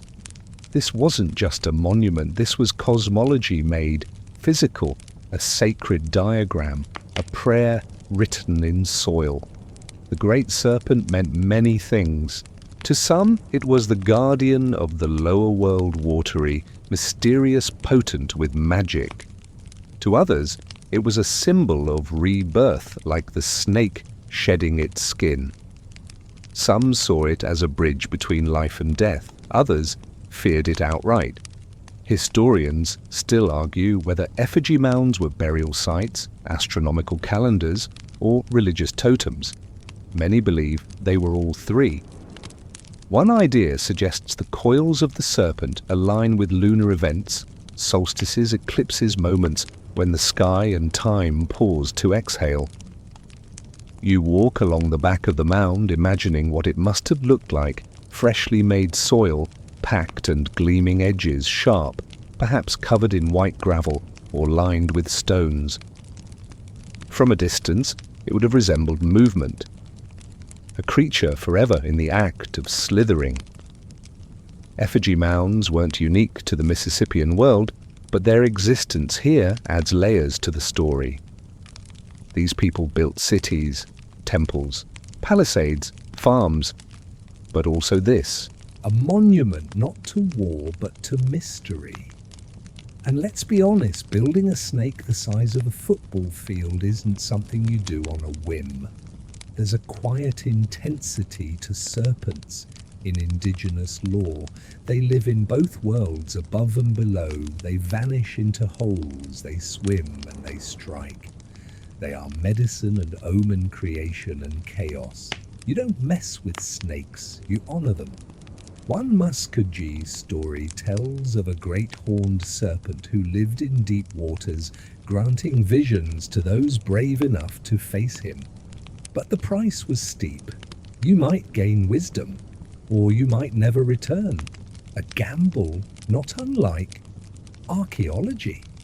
You smile at the thought scholars with clipboards trying to measure a myth with rulers. Further along the mound, you find the faint depression of what may have been a ceremonial pit used perhaps for offerings to the serpent. Bones, shells, figurines. Some mounds have yielded tiny stone carvings of snakes with human eyes. Others, miniature canoes buried nose first into the earth as if rowing toward the underworld. You imagine the ceremony dancers painted in spirals, rattles, shaking a priest raising a carved serpent staff toward the dusk sky. Chants not in fear, but in awe. The serpent was not to be defeated, it was to be understood. And yet even here there's ambiguity. Some scholars claim these effigy mounds were later additions, not from the Mississippian people, but from earlier cultures absorbed into newer beliefs. Others insist the Mississippians expanded and repurposed them, weaving their own meanings into older shapes. Still, the serpent remains. Even now, buried in centuries of leaf mold and silence, it speaks. You sit on its back where the grass grows thickest and watch the wind ripple through the trees. It feels protective, like being wrapped in something older than language. This place doesn't shout, it doesn't sparkle, but it lingers. And there's something in that, a lesson maybe, that not all monuments rise into the sky. Some burrow into the earth. Some don't need stone to endure, just enough memory, just enough reverence. You run your palm across the mound, feeling the subtle rise and fall beneath your fingers. It's dirt, yes, but also story, also sky map, also prayer. The sun drops lower slanting light across the coiled earth. You stand brushing off your hands. The serpent remains silent, watching, waiting. The path is soft now, loamy with rot and damp leaves, as if the land itself is remembering rain. You move slowly, the hush deepening. The wind has calmed, the forest grown still, as if holding its breath for what comes next. And then you hear it. Drums. Not loud, not real perhaps, but in the mind's ear they throb with perfect rhythm, deep, slow and steady like a pulse echoing from centuries ago. You stop instinctively scanning the forest. Of course there's nothing there.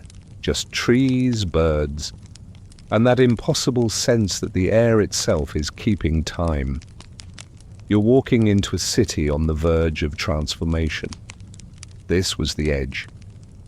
The moment before everything changed. The drums you imagine weren't just for music. They signaled events, meetings, ceremonies, and sometimes war. The Mississippian cities didn't exist in perpetual harmony. With all their artistry and astronomy, their complex trade networks and spiritual systems, they still had disputes over territory, resources, honor, ambition, and they had ways of preparing. You come to a broad clearing where the grass lies unnaturally flat, as though something massive once stood here and was only recently removed. You crouch fingertips brushing a stone that's been shaped, a foundation block perhaps. At the far edge of the clearing, post holes form a rough circle, a stockade, a staging area, a council ground. This was a city on the brink. You picture the people gathered here, young warriors oiling their skins, smearing themselves with charcoal and ochre, elders murmuring prayers, children watching wide-eyed, not understanding, but knowing something serious is unfolding. The drums rise, slow at first, then faster. They weren't just noise, they were instructions, pacing, unity, fear control. Imagine it 1,000 feet, stomping in time shields raised, spears lifted, not in chaos but in rhythm. The enemy hears the beat before they see the men. The sound alone might have been enough to make someone reconsider a fight. Some cities had alliances, others held grudges passed down for generations. No written treaties, but oral pacts reinforced through ritual and trade. We send fish, you send copper. We marry your daughters. You teach us to craft those strange moon-shaped knives. But alliances could crack, especially during lean years, and when corn failed or floods came early or a sacred animal was killed too carelessly, the drums answered. War among Mississippian peoples wasn't endless or random, it was focused, surgical. Sometimes it was more symbolic than lethal. Ritualized raids to show dominance or avenge insult. But other times, it was brutal. There's evidence skeletal remains found in burial mounds of massive conflict. Blunt force trauma, arrowheads embedded in bone, a body burned beyond recognition but buried with care. One site shows signs of a mass grave, hurriedly dug the bodies laid in haste. Defenders, refugees, ritual victims. Historians still argue whether these battles were large-scale warfare or smaller targeted strikes. And in the middle of it all, the drums beating before the storm. You pass a mound now smaller and sharper in shape. A guard post, perhaps, or a ceremonial structure. Some cities placed war shrines at their outskirts, altars or posts dedicated to spirits of protection and vengeance. Offerings included feathers, animal skulls, or even painted stones believed to grant courage or invisibility. You run your hand along the mound's edge. It's damp, slightly warm from the sun. A lizard darts across it and disappears. Life goes on. There's a strange beauty in this moment, the anticipation, the edge of change. You think about one city, a real one, whose name is lost but whose ruins show signs of sudden abandonment. Burn layers, charred pottery, scorched soil. It wasn't just decay. Something happened. A battle, a betrayal, a torch to the temple. And yet, no bones, no scattered weapons, just fire. Perhaps they fled before the fight began. Perhaps the city's own people burned it, refusing to let it fall into enemy hands. Or maybe the flames were ceremonial and ending by choice. A story closed deliberately. There's even a whispered legend collected in fragments from descendants, far downstream of a woman who lit the fire herself, a leader, unnamed, who refused surrender, who told her people to run while she climbed the temple steps, carrying fire in one hand and corn in the other. Some say she vanished in the smoke, some say she became a hawk. Either way, the drums stopped and silence ruled. You sit in the middle of the old clearing, listening. There's no echo here, no sound from below. Just the wind returning like a breath you forgot you were holding.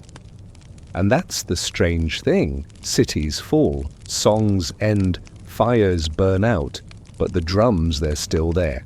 In the trees, in the water, in the hush between words, beating slowly, waiting. The path changes again, not in shape, but in feeling. There's a strange stillness in the air now, like the forest is watching itself. You pass through a curtain of vines and enter a sun-dappled grove, where the land seems to lean forward just slightly, as though anticipating someone's arrival. And then he steps ashore. Not now, of course, centuries ago, but you feel it. A man pale-skinned and sunburnt, his armor rusted and creaking, splashes through the shallows with a sword at his side and metal glinting beneath layers of grime. A Spanish visitor. Hernando de Soto or one of his men come inland in search of gold and glory, and finding instead a world they neither expected nor understood. The Mississippian cities had known strangers before, traders from far lands, visitors from neighboring tribes. But this was different. This visitor came wrapped in steel and desperation, with horses that startled the dogs and muskets that split the silence like thunder. He wasn't alone. De Soto's expedition, launched in the early 1540s, carried hundreds of men through the southeast, and everywhere they went they left behind something more permanent than swords. Disease. You walk along the imagined shoreline where he might have landed. The reeds wave softly. The river is quiet, as if trying to erase the memory. But the echoes remain. The Spaniards were looking for cities to conquer, and they found them. Not ruins, not fading villages. Living, vibrant places, plazas, temples, cornfields, stretching beyond sight. De Soto's own records, grim and tangled, as they are, speak of cities large and orderly, governed by powerful chiefs, with armed guards, diplomatic etiquette, and deep ceremonial customs. The Spanish were astonished. This was not wilderness, this was civilization. But they didn't come to admire it, they came to take. You picture the meeting, a chief in feathered regalia, copper, gleaming at his throat, sitting on a raised platform, watching as these strange men clanked forward with stiff bows and poor pronunciation. Gifts were exchanged, food perhaps, pearls, cloth, but also suspicion. The Spaniards likely offered trinkets, beads, mirrors, maybe wine. In return, they demanded guides, supplies, loyalty. The chiefs, in many cases, played along at first. But the deeper the Spaniards pushed, the worse it got. There are stories, half history, half horror, of towns burned, people taken hostage, priests executed for refusing conversion, and still somehow the cities endured. They moved, they vanished, they returned. For a while, because the real conquest didn't come from the sword, it came from breath. The diseases, smallpox, measles, influenza, moved faster than the men who carried them. Villages that never saw a European still suffered their consequences. A single handshake could infect a clan. A shared drinking cup could destroy a dynasty, and no one knew why. To the people of the river cities, the sickness must have seemed like a curse. One day, everyone was fine. Then fevers, rashes, coughing. Elders first, then the strong, then the children. and always the fear. One account gathered generations later from a tribal oral historian tells of a mother who buried 4 sons in a single moon cycle, then lit her house aflame and walked into the woods. No one followed. Even grief had its boundaries. You walk beside a broad stretch of flattened ground, likely a village centre, once now overtaken by vines. The silence here feels heavy, not angry, just worn out. Historians still debate the numbers. Some say disease wiped out 50% of the population. Others argue 90%. The truth probably depends on where you stood and how long you could keep standing. And the strangest part, De Soto never found what he came for. No gold, no cities to rival Cusco or Tenochtitlan. Just people, brilliant, resourceful, beautifully complex people who saw him for what he was lost. He died somewhere in the Mississippi Valley, buried in secret by his men, reportedly dropped into the river under cover of night, weighted with stones so the locals wouldn't know where to find him. A man seeking eternal fame, sunk in silence. The irony writes itself. You stop near a low rise that might have been a ceremonial mound now smoothed by centuries. The birds call overhead loud again now, maybe emboldened, maybe remembering.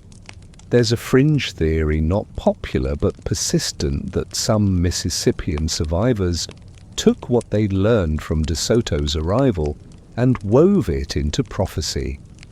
That stories of pale-skinned men, diseases, and dying cities were preserved not as history, but as warning, as instruction for future generations. Do not forget what comes when strangers smile too easily. You brush your hand along the grass, feel the sun on your back. The visitor in chainmail came and went, but he was not the center of the story. The people here knew who they were, even as they vanished from maps, even as their names were mispronounced, their cities mislabeled, their stories simplified. They knew, and the land still knows.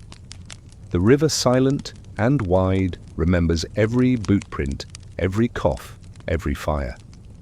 It carries them all downstream. The path follows the curve of the river again, and the light grows softer, filtered through a veil of low clouds and old moss. The air is warm and wet, but not oppressive. It carries the heavy scent of wood smoke, even though no fire burns nearby. You feel it more than smell it. The ghost of a feast. And they did feast. You step into another clearing, this one wide and slightly sunken, surrounded by the stumps of ancient trees. The center holds the faint shape of a fire pit, long since cold. Around it, the impressions of what could have been benches or sleeping mats or makeshift platforms. This wasn't just a camp. This was a welcome. They greeted strangers with food, roasted catfish, maize baked into soft cakes, squash and beans boiled into thick stews that clung to the ribs, berries crushed and dried. If they liked you, they'd offer black drink, bitter and bracing, brewed from yaupon holly leaves and used to purge and prepare the body for ceremony. If they didn't like you, you'd know it fast. De Soto's men came through dozens of cities like this one, and despite their superior weapons, they often depended on local hospitality to survive. They were fed, clothed, guided, patched up, sometimes welcomed with ceremony, other times with side-eye and very polite warnings not to overstay their welcome. And in return they left something behind. Illness, invisible, odorless, unstoppable. At first no one knew what it was. A child would fall sick after playing with the stranger's horse.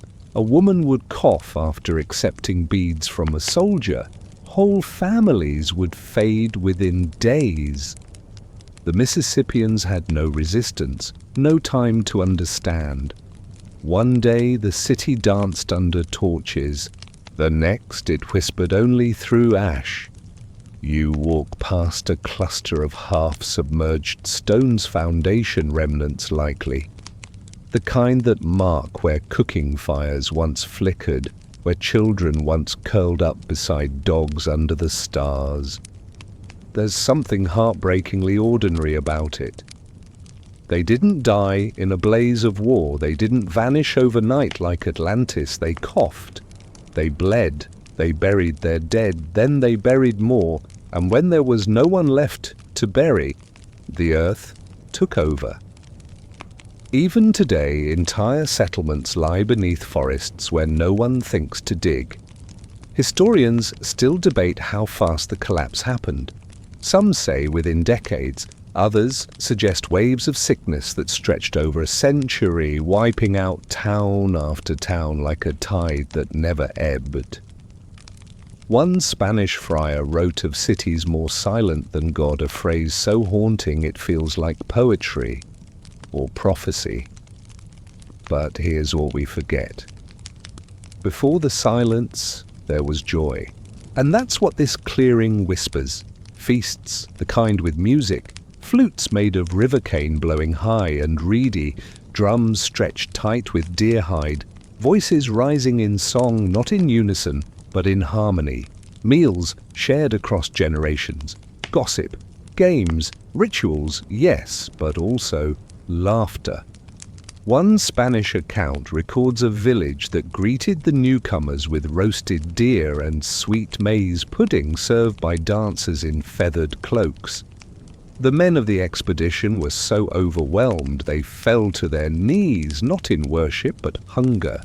They ate, they smiled, they traded names they couldn't pronounce, and made promises they wouldn't keep. And after the Spaniards moved on, the sickness moved in. There's a small pond near the edge of the clearing now. You kneel beside it, watching dragonflies zip over the surface. It may have once been the source of water for the entire town, a place for washing, fetching, cooling. One legend from a nearby tribe speaks of a pond that cried when the children who played in it never came back. They say its surface still ripples on windless days, weeping for what it remembers. You dip your fingers in, the water is cool. Still, you wonder what it must have been like to watch your city falter. Not all at once, but in pieces. First the priest, then the cornwoman, then your neighbors, and then the drums stopped. There's a story passed down in fragments that one village built a final fire not to cook or to warm themselves, but to burn everything that could carry the sickness.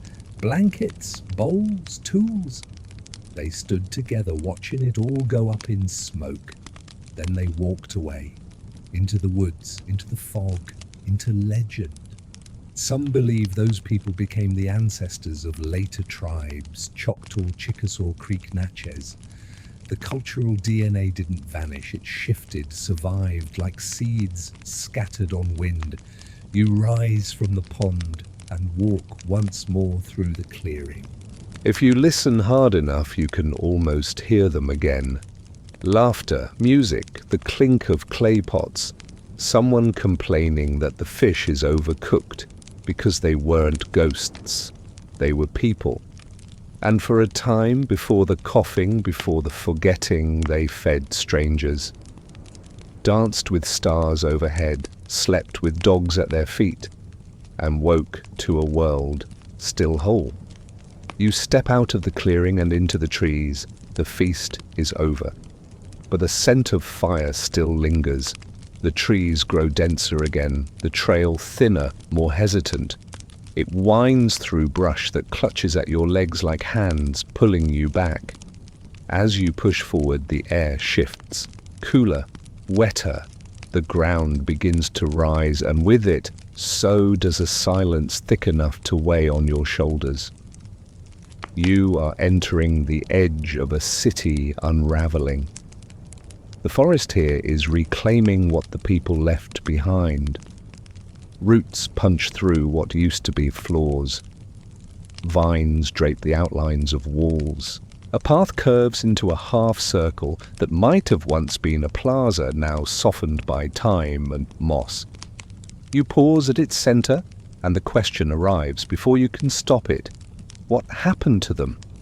Not the gradual change of seasons, not the slow erosion of memory, but the sharp, breathless moment when something broke. You feel it in the soil here, abandonment. The village wasn't destroyed by fire. There's no evidence of conquest, no pile of bones or scattered weapons. Just the hush of departure. And it echoes in the stories. One tale passed down from distant descendants speaks of a healer. A woman who lived near the river's bend, known for her fire bundles and prayers. When the illness came, whatever it was, she burned herbs day and night, mixed potions, sang to the bones of birds. For a while the people believed. They brought her gifts, touched her robes, waited for the fever to pass. But it didn't. Even she began to cough. You come to a slope where a home once stood. The shape remains in the land, a subtle rectangle, sunken, slightly bordered by what might have been post holes. In the corner, a lump of fired clay half buried, a fragment of a cooking pot, a ritual basin, or simply the last vessel left unbroken when the family walked away. The archaeologists who've studied similar places are cautious. They'll tell you there's no clear evidence that the healer was blamed or shunned or buried far from the others. But oral histories hint otherwise. Sometimes in a crisis, reverence becomes fear, and those who were once trusted are suddenly seen as cursed. You move through the ghost of the house, careful not to disturb the mossy edges. Here you imagine her older than most, skin-like bark eyes always half closed. She knew the names of roots, could summon rain with a song, could stop a child's fever with a poultice and a prayer. But not this, no one could. And so the people scattered. Some fled into the forest seeking higher ground. Others loaded their canoes and pushed downstream looking for a place untouched. A few may have buried their dead and stayed stubborn in the face of the inevitable. But the healer, no one knows. There's a place downstream, a tight bend in the river, where the trees lean over like elders telling secrets. Some say she was buried there. Others say she became the wind moving through the trees in search of the names she could no longer remember. Historians still argue whether the collapse of Mississippian cities was fast or slow, whether disease alone was to blame or whether social collapse, resource exhaustion, or spiritual upheaval played a role. But standing here, it doesn't feel like an academic debate. It feels personal. You find a shallow depression in the earth ringed with stones, a fire pit, cold for 500 years. You imagine her sitting here watching the smoke rise, holding the bones of a bird in her lap, whispering to something just out of reach. It's a strange comfort that even in despair the people didn't forget ritual. They still burned sage, still sang, still wrapped their dead in the softest bark they could find. In another house ghost nearby, you find a bit of shell carved into the shape of a spiral, the symbol of continuity or rebirth, or simply beauty. It's hard to say. You place it gently back on the earth and let it be. The forest tightens again and you pass under an arch of vines. A low wind rustles the leaves. It sounds like breath, like the exhale of a village that once lived, grieved and tried to go on, but couldn't. There's a tendency in our world to want a big ending, a bang, a fall, a last stand. But here the ending was quiet, a slow unthreading, a loosening of hands, one home left empty, then another, then all. You reach the far edge of the site where the forest swells like a closing curtain. Before you step through it, you turn once more to look back. There is no ruin here, no monument, just outlines, whispers, the memory of a woman who tried with all she had to stop what was already moving. And for a while the people believed. The forest presses in thick, now tangled and vine-wrapped, as if it too wants to bury the story. You push through a thicket of undergrowth and find the landscape shifting again, low, wet, dotted with towering cypress trees that wear moss like mourning veils. Their knees rise from the water like ancient sentinels, and the air hums with a long breath of summer insects. This is not where a city stood. This is where they fled. You've entered the swamp, the last refuge. When the fevers spread, when the children stopped laughing and the chiefs grew silent, families packed what they could. Food charms, maybe a single clay cup or a woven effigy, and slipped into the cypress shadows. Not in crowds, but in twos and threes. Quiet, fast, hopeful. You step along a patch of firm ground, a rise barely 3 feet above the waterline. It's just enough to hold a home if you know how to build right. And they did. Archaeologists have found evidence of post holes here, in places where no one would expect a settlement, buried deep in black mud, framed by rotted cypress wood. Elevated homes, stilt walkways, raised hearths, and trash pits full of charred corn husks and turtle shells. They didn't disappear, they adapted. In these wet places, life was harder, the mosquitoes thick, the nights filled with sounds that don't quite belong to mammals or birds, and yet, here there was protection. From raiders, from sickness maybe, from the creeping grief of a city that no longer answered the drum. You sit on a moss-covered log that once could have been a beam. Maybe part of a walkway, maybe a dock, maybe nothing at all. But someone could have stood here 5 centuries ago, sharpening a fish spear and pretending not to notice the way their mother coughed in her sleep. The families that fled here weren't cowards. They were strategists, survivors. Some may have returned to their cities when it seemed safe. Others stayed melting into the swamps, marrying into distant tribes, passing down fragments of stories, too dangerous or too holy to speak in daylight. And then there are those who disappeared entirely. One tale passed down through Choctaw lineage speaks of the people of the mist, a group who vanished into the cypress one autumn morning, leaving behind warm fires and half-eaten meals. No footprints, no signs of struggle, just quiet. Some say they were taken by spirits, others believe they followed a vision, perhaps a red bird, or a glowing serpent that led them into a different kind of world, a better one, a safer one, hidden beneath the swamp's mirrored surface, waiting. You glance at the water. It does seem to shimmer strangely here. Maybe that's just the sun, or maybe not. You pass a hollow where a canoe once might have been dragged from the water, its path now a depression filled with fern and soft grass. Mississippian canoes were marvels hollowed by fire, and stone tools, sleek, perfectly balanced. Some were long enough to carry families, others small and quick, used for fishing or scouting. The people who fled took their knowledge with them, and in time their language became the trees. Their footsteps the paths deer now follow. Their songs, well, who's to say that the frogs aren't repeating an old refrain? The archaeologists often skip this part.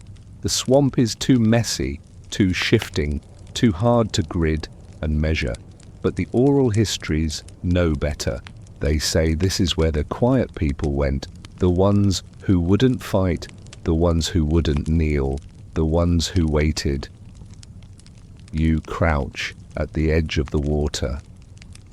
A turtle blinks at you unimpressed. Nearby, a heron watches with the stillness of someone who's heard every story and knows how they all end. You think again of that girl, maybe 12 or 13, running into the swamp, with her younger brother on her back, a pouch of seeds around her neck, and a single carved bead clutched in her fist. She wasn't fleeing. She was hoping someone would follow, that someone would survive, that the story wouldn't end here. And maybe it didn't. Some scholars argue that fragments of Mississippian customs appear in later tribes.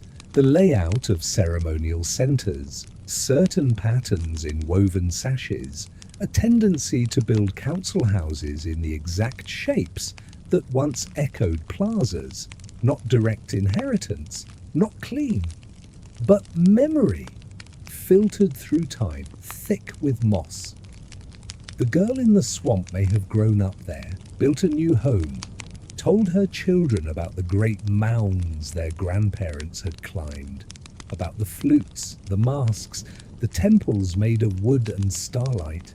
And those children, maybe they married into new clans, maybe they forgot, or maybe on some quiet night they lit a small fire in a circle of stones and whispered a name only the river remembers. You step back from the water. The trail is soft beneath your feet. Behind you the swamp breathes wide and unhurried. They didn't die here. They changed, and they waited for the world to catch up. The path turns dry again, rising gently away from the marsh. Your boots scuff across a patch of high ground where the trees grow thinner and the breeze picks up, brushing your cheeks with the warm hand of late afternoon. The hum of insects fades, replaced by the occasional cry of a crow, and the distant rustle of leaves, less a sound, more a memory trying to speak. And then you see it. Not a city, not even a village, just a shape, long, low, symmetrical, faint ridges pressed into the earth like the echo of a layout plan. Here, a row of homes, there the ghost of a central plaza. If you squint, you can almost see the patterned straight lines neat, spacing the remnants of a society that once lived by order, by ceremony, by rhythm. But this place has no name. You kneel in the dirt, tracing the arc of an old post hole with your finger. How many of these cities have we forgotten? How many were never recorded, never visited by Spanish chroniclers, never mapped by French traders, never glimpsed by archaeologists with funding and GPS? Hundreds, thousands, historians still argue about the numbers, about whether the Mississippian world was a dense, continent-wide network of urban centers or a patchwork of smaller communities, each with its own tempo. But the physical signs suggest scale, reach, sophistication. You look at the land with fresh eyes. These mounds weren't random. These roads weren't accidental. The plazas were placed with care, aligned to solstices or rivers or something we no longer understand. You walk through the shape of a home, its corners marked by stones too regular to be natural. And you feel it again, that ache of familiarity. Not with the past, with the people. They weren't exotic, they weren't mystical, they were human. And they built cities with clay and willpower, with rules and rituals, with dreams. There's no sign here, no marker, just trees trying to erase a pattern. The grass is indifferent, the birds keep singing, you keep walking. A small ridge rises ahead, probably once a mound. It's sunken now, partly collapsed, partly flattened by time. And here's the tragedy, the quiet insult. Many of these mounds were destroyed before they were ever studied, leveled for farmland, bulldozed for highways, forgotten not by time but by us. There's a field not far from here, just a few counties away, where a city once stood. Tens of thousands of people, but all that's left now is a cluster of trees in a sea of soybeans. No sign, no name, just roots curling around bone. You pass a shard of pottery at your feet, unfired, crumbling, barely holding its shape. You pick it up, then place it back in the grass. Not out of reverence, just respect. It's not a relic, it's a reminder. The Mississippian world didn't fall like Rome. There was no last battle, no barbarian horde, no climactic siege of a capital city. It faded quietly, in stages, through sickness, through silence, through centuries of being overlooked. And here in this unnamed place you can feel that forgetting. It presses at your back, not cruelly, just persistently. The maps we draw today are full of empty spaces, not because nothing happened there, but because no one wrote it down. You pass another depression, maybe a storage pit, maybe a burial site. You can't know, and you won't dig, not here, not now. Some things aren't meant to be uncovered. Some things are meant to be noticed. You pause at the center of the invisible plaza. The wind stirs. A leaf spirals down. The sun warms your face. And for a second the city returns, not as a ruin, but as a presence. Children running, fires crackling, a flute playing from the shade of a home. A man and woman arguing gently about the best time to plant squash. An elder watching the horizon, wondering what the clouds will bring. Not myth, not legend. Life. They lived here. They shaped this land. And when they left, when they vanished into trees and fog and time, they didn't take everything with them. They left impressions, patterns, and the promise that one day someone would notice. You just did. The wind changes again, coming in low and damp from the river which glints through the trees like a secret remembered. You follow a narrow trail down a sloping bank, the soil growing softer beneath your feet, squishing with every step. Something shifts in the air more than wind, heavier. You've reached a backwater bend, the kind the river forgets but never quite abandons. And there, where erosion has peeled back the land like an old bandage, you see them, bones, not a graveyard, not a burial mound, just bones, white and quiet, exposed by centuries of flood and soil collapse. Part of a femur, a cluster of finger bones, a child's jaw teeth still curled with milk-age roundness. You freeze.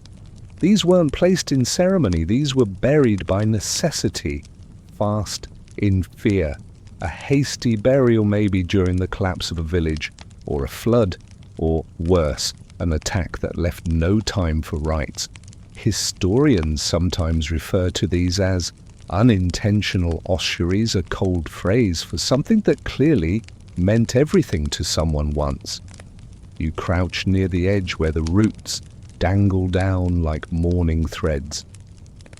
In the shadow of the bank lies a bead, just one, shell, oval, smoothed by time, still tucked into the earth beside the bones, as if left in the palm of the hand for comfort. This wasn't just a person, it was a memory. There's no plaque here, no fence, no interpretive sign, just water and soil and the slow exposure of grief. You step back carefully. The Mississippi River has always given and it has always taken.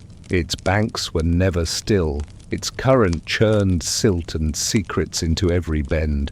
Cities rose along its edge and sometimes they slipped in. There are stories, mostly whispered from oral tradition, of entire neighborhoods swallowed in a single night. A levee breaking, a bank collapsing, a child playing too close to the water's edge. A fire started to signal help only for the wind to turn and carry it to the rooftops. And beneath it all, the bones. Archaeologists have long struggled with sites like this. There's a conflict between science and sanctity, between curiosity and care. You can learn much from a skeleton-age diet health trauma, but at what cost? Disturbing the dead is never neutral. You move on, slowly walking along the river's edge, where the water laps gently at your boots, like a dog that's forgotten how to bark. Further along, the remains of a collapsed mound slump into the water like a tired shoulder. The dirt is layered clay ash charcoal. You recognize the signs. This wasn't erosion. This was a funeral mound built with care, now unraveling grain by grain. You imagine the ceremony that once took place here. Drums, smoke, a line of mourners walking barefoot, offerings placed on the body feathers, carved bones, powdered shell. And then the earth piled over it all, layer after layer, not to hide, but to honor. And now, exposed. The water shows no shame. It simply carries. You come to a cypress snag, jutting out into the river like the finger of a drowned titan. Something catches your eye, a piece of copper, half submerged. You kneel to examine it, a gorget, thin, curved, stamped with a spiral, still bearing the faint outline of what might be a stylized hand or an eye or a sun. Hard to tell, but this was worn, hung from the neck with cord. It meant something. Rank, role, ritual. You leave it where it lies, because this is not a museum. This is a memory.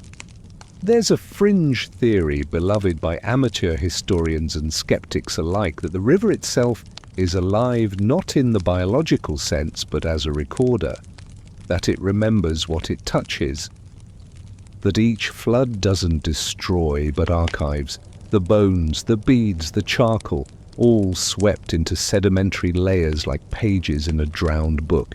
Is it true? Who cares? It feels true. You continue along the backwater bend, the sky now streaked with late afternoon amber. The trees cast long shadows over the river's skin. And just beyond the next bend you find the last sign of life, a single sunken post, carved, barely standing, maybe a boundary marker, maybe a warning, or maybe the last hand of a city reaching out. Not to be saved, just to be seen. You sit on a dry patch of earth and let your breath settle. The river gurgles beside you. A turtle basks on a log, eyes half closed, as if it too has seen enough. Behind you, bones. Beside you, beads. Beneath you, stories. And all of it still moving even now, carried downstream into forgetting or remembrance, depending on who's listening. You rise from the riverbank, careful not to disturb the soft earth, and walk deeper into the woods. The light thins out again, greenish, filtered through tangled branches and thick with silence. But not an empty silence, a listening one. You've entered sacred ground. You wouldn't know it from the surface. No temples, no carvings, no grand entrances, just a quiet grove dotted with unusual objects, shapes, poking from the soil, nestled in root hollows, draped in lichen. You crouch beside one, a cluster of teeth. Alligator by the look of them. Cleaned, carefully arranged, tucked inside a ring of stones. Nearby, a stick carved with tiny notches leans against a tree, bound at one end with sinew. This is not trash, this is a shrine. They left more than cities behind. They left belief systems that blurred the line between medicine and mystery, between the animal world and the divine. And here in this secluded spot, the air feels thick with both. The alligator teeth, sharp and gleaming even now, weren't for decoration. They were power objects, carried into battle, worn by healers, sometimes buried with the dead to protect them in the watery underworld.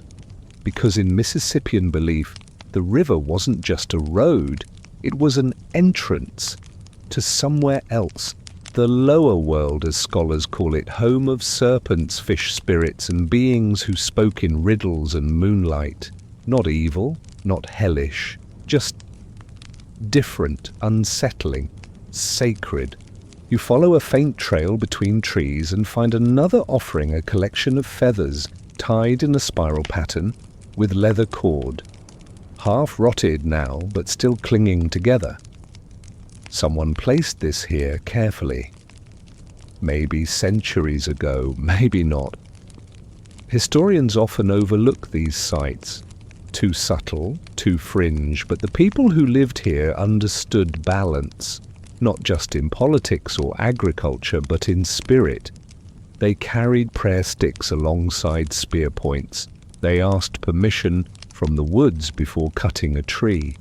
They listened to frogs the way we listen to forecasts, and they spoke to things we've forgotten how to name. You pause beside a hollow tree where the bark has been scraped away in long, even strokes. It's the kind of mark left by ceremony, not accident. Maybe it held an idol once, or maybe it was the idol. The line between object and spirit was always flexible. There's a story told by modern-day descendants of southeastern tribes about a woman who kept a spirit stick beside her bed. It was carved with bird claws and river shells, and when she needed guidance, she'd tap it 3 times against the wall. The spirit didn't speak, but the next morning she'd know what to do. Sometimes it meant healing, sometimes it meant leaving. Here in this clearing, you begin to understand how seriously they took those messages. You walk farther and find another object, a bundle of stones wrapped in bark and bound with twine. You almost miss it. But when you look closer, each stone is shaped, filed, chipped, possibly river pebbles turned into charms, no bigger than a coin. This is where science gets quiet. We don't know what these meant. We can guess. Protection, fertility, a calendar. Some believe the shapes mirrored constellations. Others think they were part of a lost language, a grammar of gesture and geometry. Fringe theorists go further. They say these bundles were batteries of spiritual energy charged by ritual and then hidden in places where energy thinned. Sacred acupuncture applied to the landscape. Most archaeologists roll their eyes, but you're not rolling yours because something about this place hums. You pass a tree where a small wooden mask has been hung. Simple, smoothed by weather. One eye missing. It's probably not ancient, maybe a modern tribute left by someone who remembered what this place was. Or maybe just felt it. Sometimes memory doesn't need dates. The mask's face is bird-like. Falcon maybe. Or owl, one of the sky-bearers who flew between worlds. You sit at the base of a tree and try to breathe like the forest does. Slow, rooted, patient. It's hard at first, but then slowly you feel it, like tuning a radio to an old station. The woods don't speak in words, they speak in arrangement, in the placement of things, alligator teeth and river stones, scraped bark and tied feathers. These were prayers, not shouted, placed one by one, like punctuation in a holy sentence. The Mississippians may not have written books, but they recorded, in soil, in silence, in bones and breath. And in this little grove their words haven't faded. You're standing in the middle of a sentence that still means something even if you don't know the language anymore. You rise slowly, brushing leaf mold from your hands. Whatever this place was, it still is. And someone not far from here not long ago remembered that. So you will too.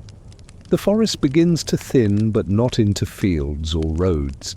It gives way to a kind of in-between space, no longer wilderness, not yet civilization. The trees are shorter here, knotted and stooped as if they've been bearing witness for too long. The ground is drier, firmer, crisscrossed by faint ridges that suggest movement. No, not roads, not exactly. You're walking on memory trails. These were once trade routes. You wouldn't know it by looking. There are no wagon ruts, no paved stones, no signposts, just slightly raised earth depressions worn smooth by centuries of foot traffic, and the occasional glint of something out of place, a shard of chert, a polished pebble, a broken bead. But these paths carried more than goods. They carried everything. You stop at a bend where 3 trails meet like spokes in a wheel. This would have been a crossroads, not just for travelers, but for ideas. Because here's the secret, the Mississippian world wasn't isolated, it was connected. For hundreds, maybe thousands of miles, goods flowed like river currents, copper from the Great Lakes, mica from the Appalachians, salt from underground domes, obsidian from far-off volcanoes, shells from the Gulf. All of it moved through hands across languages between families. These weren't aimless drifts. They were purposeful, rhythmic, engineered exchanges. You follow the trail northward for a while, imagining the caravan a dozen figures wrapped in woven cloaks, baskets on their backs, flanked by dogs. One whistles a tune, another mutters about blisters, someone laughs. The older one leads, muttering under her breath as she counts her steps, measuring distance by rhythm, not numbers. The bundles they carry are small but potent, a single chunk of flint, 3 obsidian flakes, 2 dried frogs packed in moss, and a carved bead shaped like a spiral-eyed serpent. Someone somewhere is waiting for these. The trail widens slightly as it descends a gentle slope, passing what was once a trade outpost.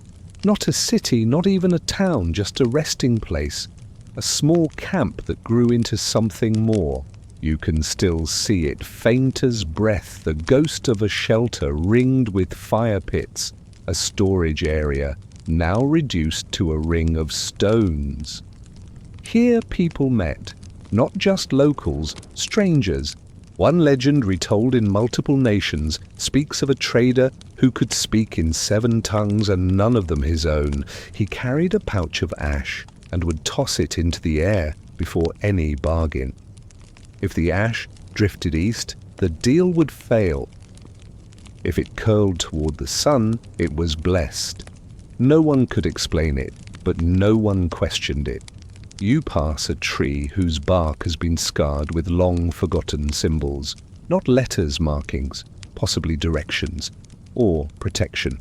One resembles a turtle, another a human eye, another is just a circle perfectly scratched. Historians still argue whether these markings were territorial or spiritual. Some believe they were clan identifiers. Others suggest they were left as signals to fellow travelers, safe water here trade, fair sickness passed through.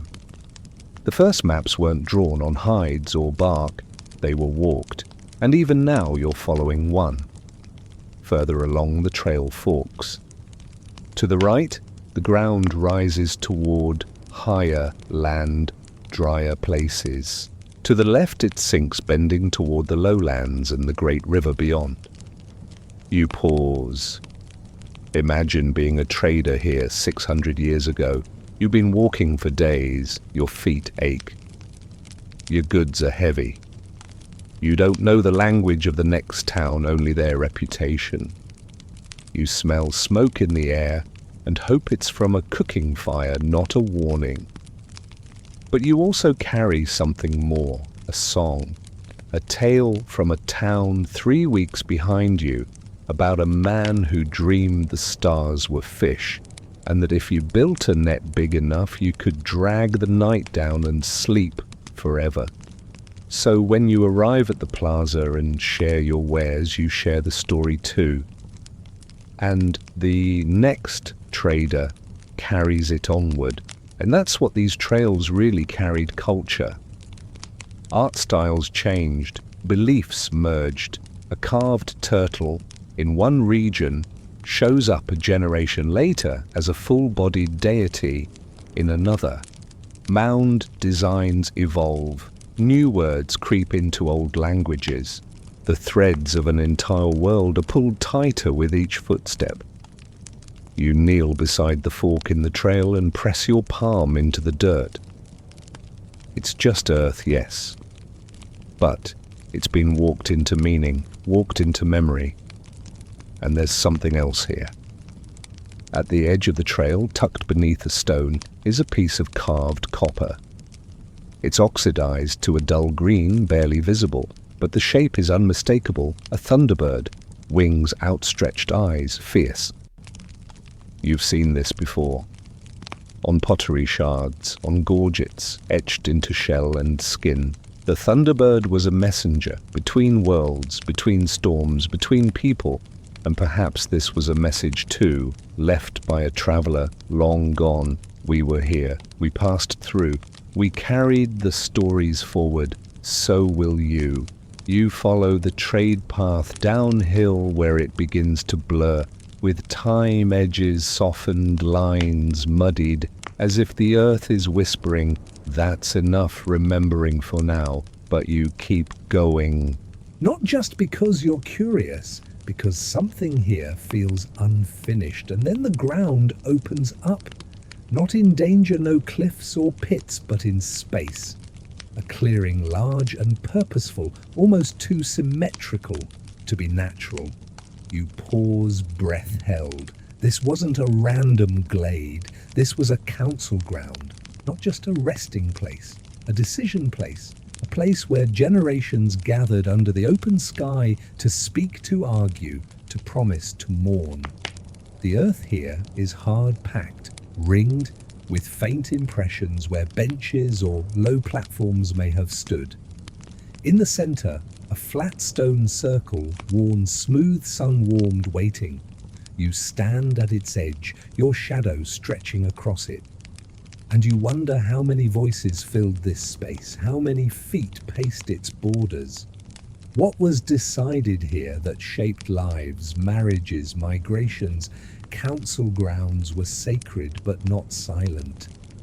This wasn't a temple, it was a talking place, loud, heated, full of hands waving, elders clearing throats, children giggling in the shade. And every voice mattered. Sort of. Historians still argue about Mississippian politics, whether power was truly shared or if chiefs held more control than we imagine. Evidence suggests both hierarchies, yes, but also systems of consensus. A chief's word carried weight, but he wasn't above contradiction, especially from the old women who watched everything and forgot nothing. You sit on what might have been a speaker's platform, a low rise now cloaked in moss and vine. The view here is perfect, the whole circle, every edge visible, every corner touched by sun. You can see it unfold. A trader brings news of conflict. A hunter speaks of fewer deer. A priest dreams of a red moon. A mother warns that the river's edge is crumbling, and all these voices ripple together into action or indecision.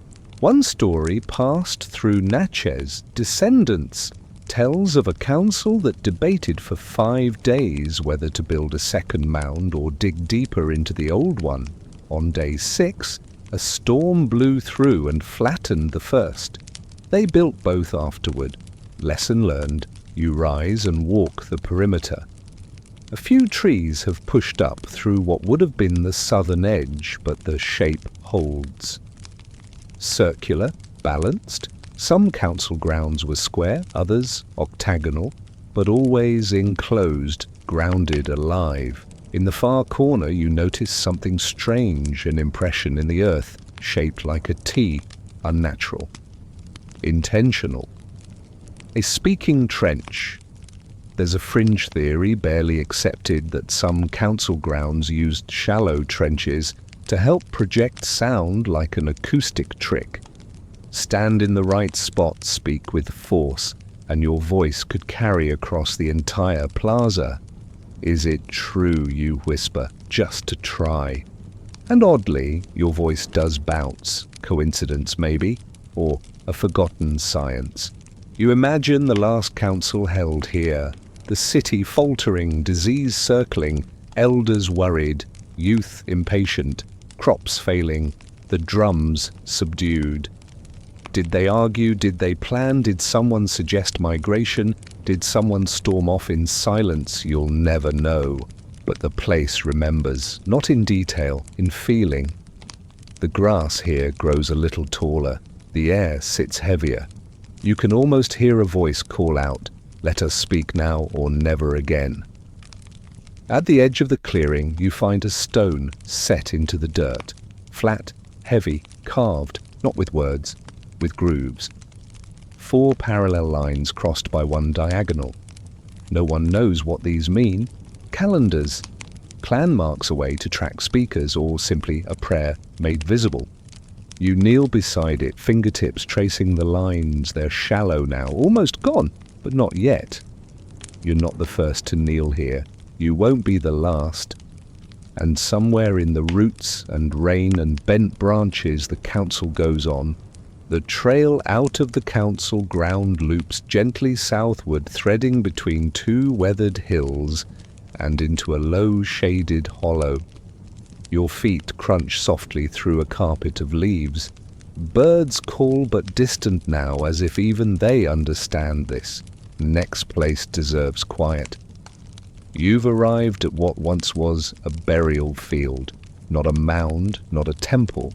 Just open ground sloping gently upward where hundreds, maybe thousands were laid to rest. Not with grandeur, but with intention.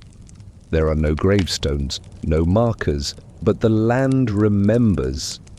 You walk slowly, scanning the ground for signs. And they're there if you know how to look.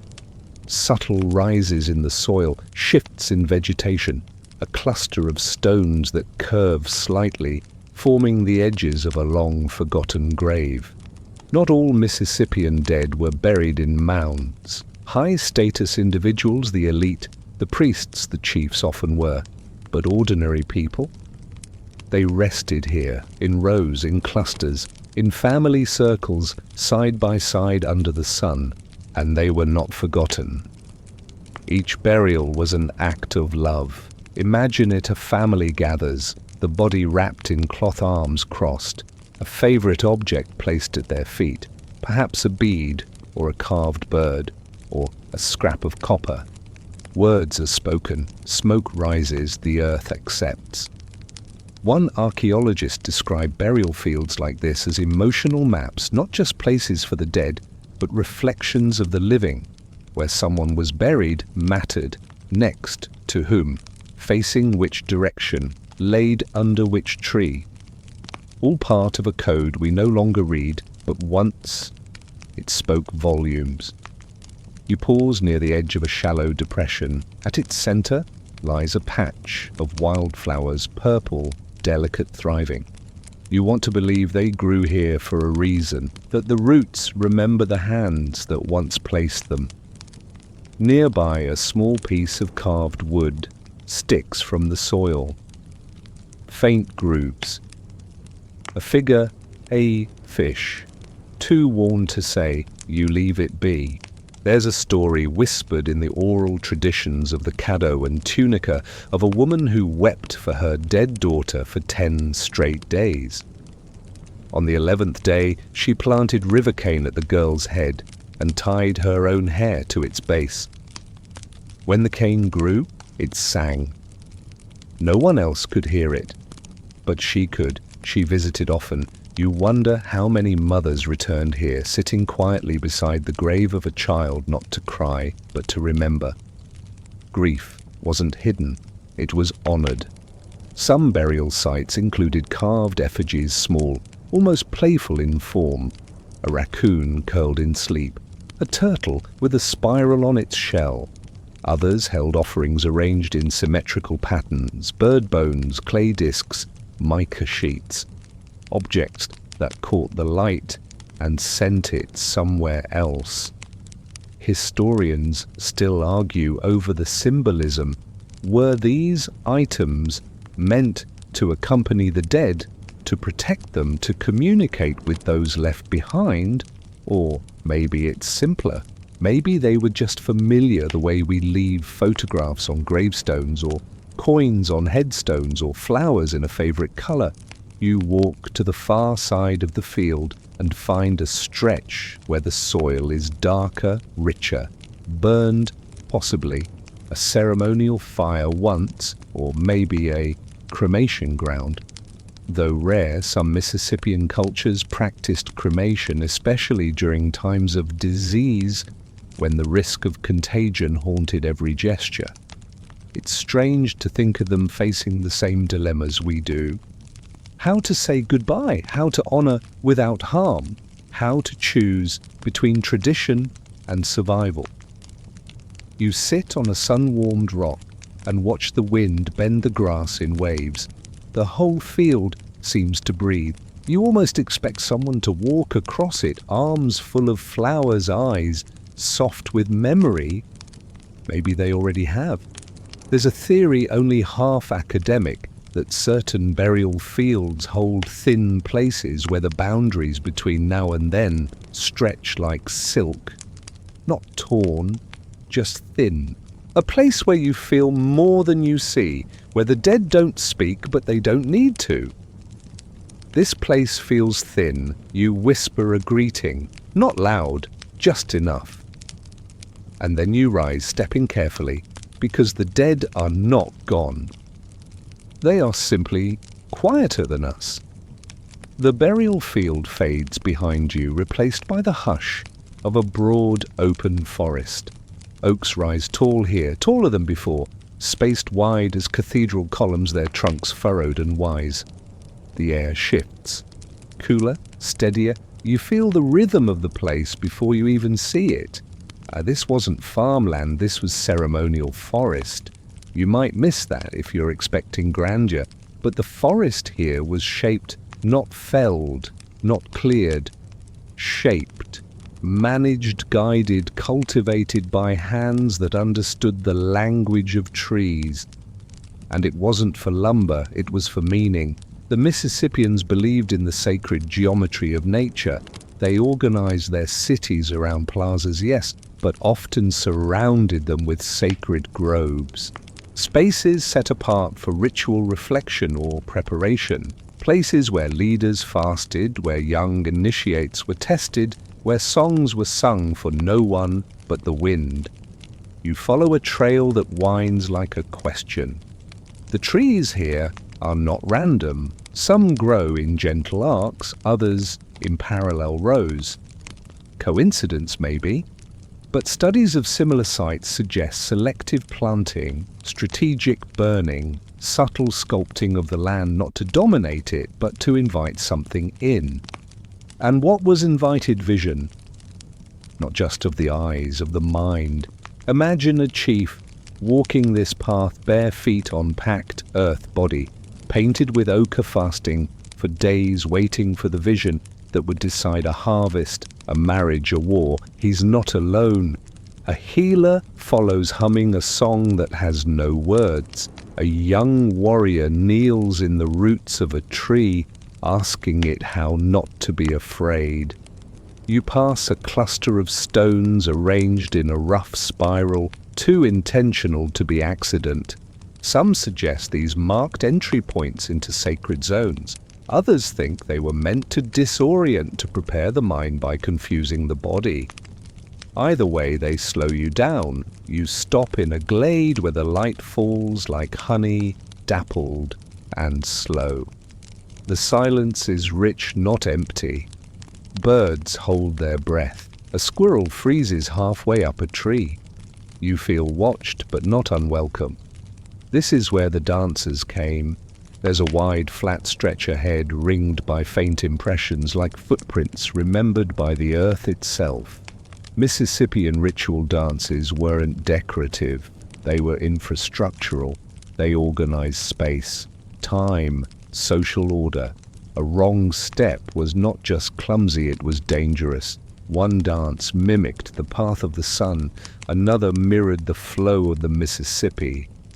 Some required fire, others required fasting, all required intention, and each one had music. You pause in the center of the space and listen, not with ears, but memory. A flute's high whistle, the thump of deerskin drums, the rattle of turtle shells tied to ankles, syncopated, hypnotic, not to entertain, to open. Historians still debate the purpose of these rituals. Were they fertility ceremonies, weather magic, political theater? Maybe all of it, maybe none. The point wasn't explanation, the point was experience. And for the dancers, the moment they crossed into this grove, they weren't performers anymore. They were bridges between this world and the next, between people and sky, between memory and movement. You kneel and press your hand to the soil, still warm. There's a story rarely told of a woman who danced for 7 nights without stopping, not as punishment, but as gift. She wore no shoes, ate no food, spoke no words. They say the trees bent toward her by the 3rd night. By the 7th, she disappeared, not collapsed, gone. Some believe she turned into wind. Others say she was taken by the spirits she summoned. Her footprints were found weeks later, burnt into the ground like shadows. You pass a tree with a hollow knot at eye level. Inside feathers, black, smooth, arranged in a sunburst. Who left them? A worshipper, a descendant, a curious child who didn't know why, only that they should. This forest doesn't care if you believe. It only asks that you notice. You leave the glade, and the rhythm behind the trail, narrowing again the trees, crowding close once more. But something stays with you. A pulse, a pattern, as if the dance continues just below the skin of the world. And perhaps it does, because here they didn't build temples of stone. They built cathedrals of space, and those don't crumble, they breathe. You emerge from the ceremonial forest into a sweep of tall grass, golden in the early evening light. The path winds like a lazy river, and you follow it through a rolling landscape that feels quiet, but not empty. Ahead, a mound rises, not towering, modest. A soft swell in the land overgrown with wildflowers and low trees, but unmistakable. This is not just a hill. This is a forgotten mound. You climb slowly each step, heavy with the weight of what's beneath. Your boots scuff across roots that crackle like brittle bones, and when you reach the top you pause, because now you're standing on something more than earth. You're standing on memory architecture. Mounds like this weren't built overnight. They were layered, constructed over years, decades, sometimes centuries. A platform mound began as a low rise, maybe covering a burial, maybe marking a sacred space. Then layer after layer of clay, dirt, ash and gravel was added, each stratum another chapter. And each layer held offerings, not treasure, intention, corn husks, potsherds, effigies, bits of bone wrapped in bark, tiny beads of river shell strung together in careful loops. Some were burned, some placed whole, some broken on purpose. Historians still argue whether these offerings were for the gods, the ancestors, or the mound itself. One theory holds that the mound was alive, a spirit being whose hunger could only be fed through ritual. Build it, feed it, live around it. And so they did. You sit at the mound's summit, breath steady, heart slow. From here the whole landscape opens, the council grove behind you, the burial field below, the path of the trade route trailing off toward the horizon. This was the center. Not just physically, cosmically. Many Mississippian mounds were aligned to solstices, lunar cycles, or river bends. Not randomly, deliberately. They weren't just buildings, they were calendars, compasses, the spine of a worldview where space and spirit were the same thing. And at the top, a structure once stood here, gone now, of course. But the post holes remain just barely. You trace the faint depressions with your eyes, a square layout maybe 20 feet per side. Could have been a chief's house. Could have been a temple, maybe both.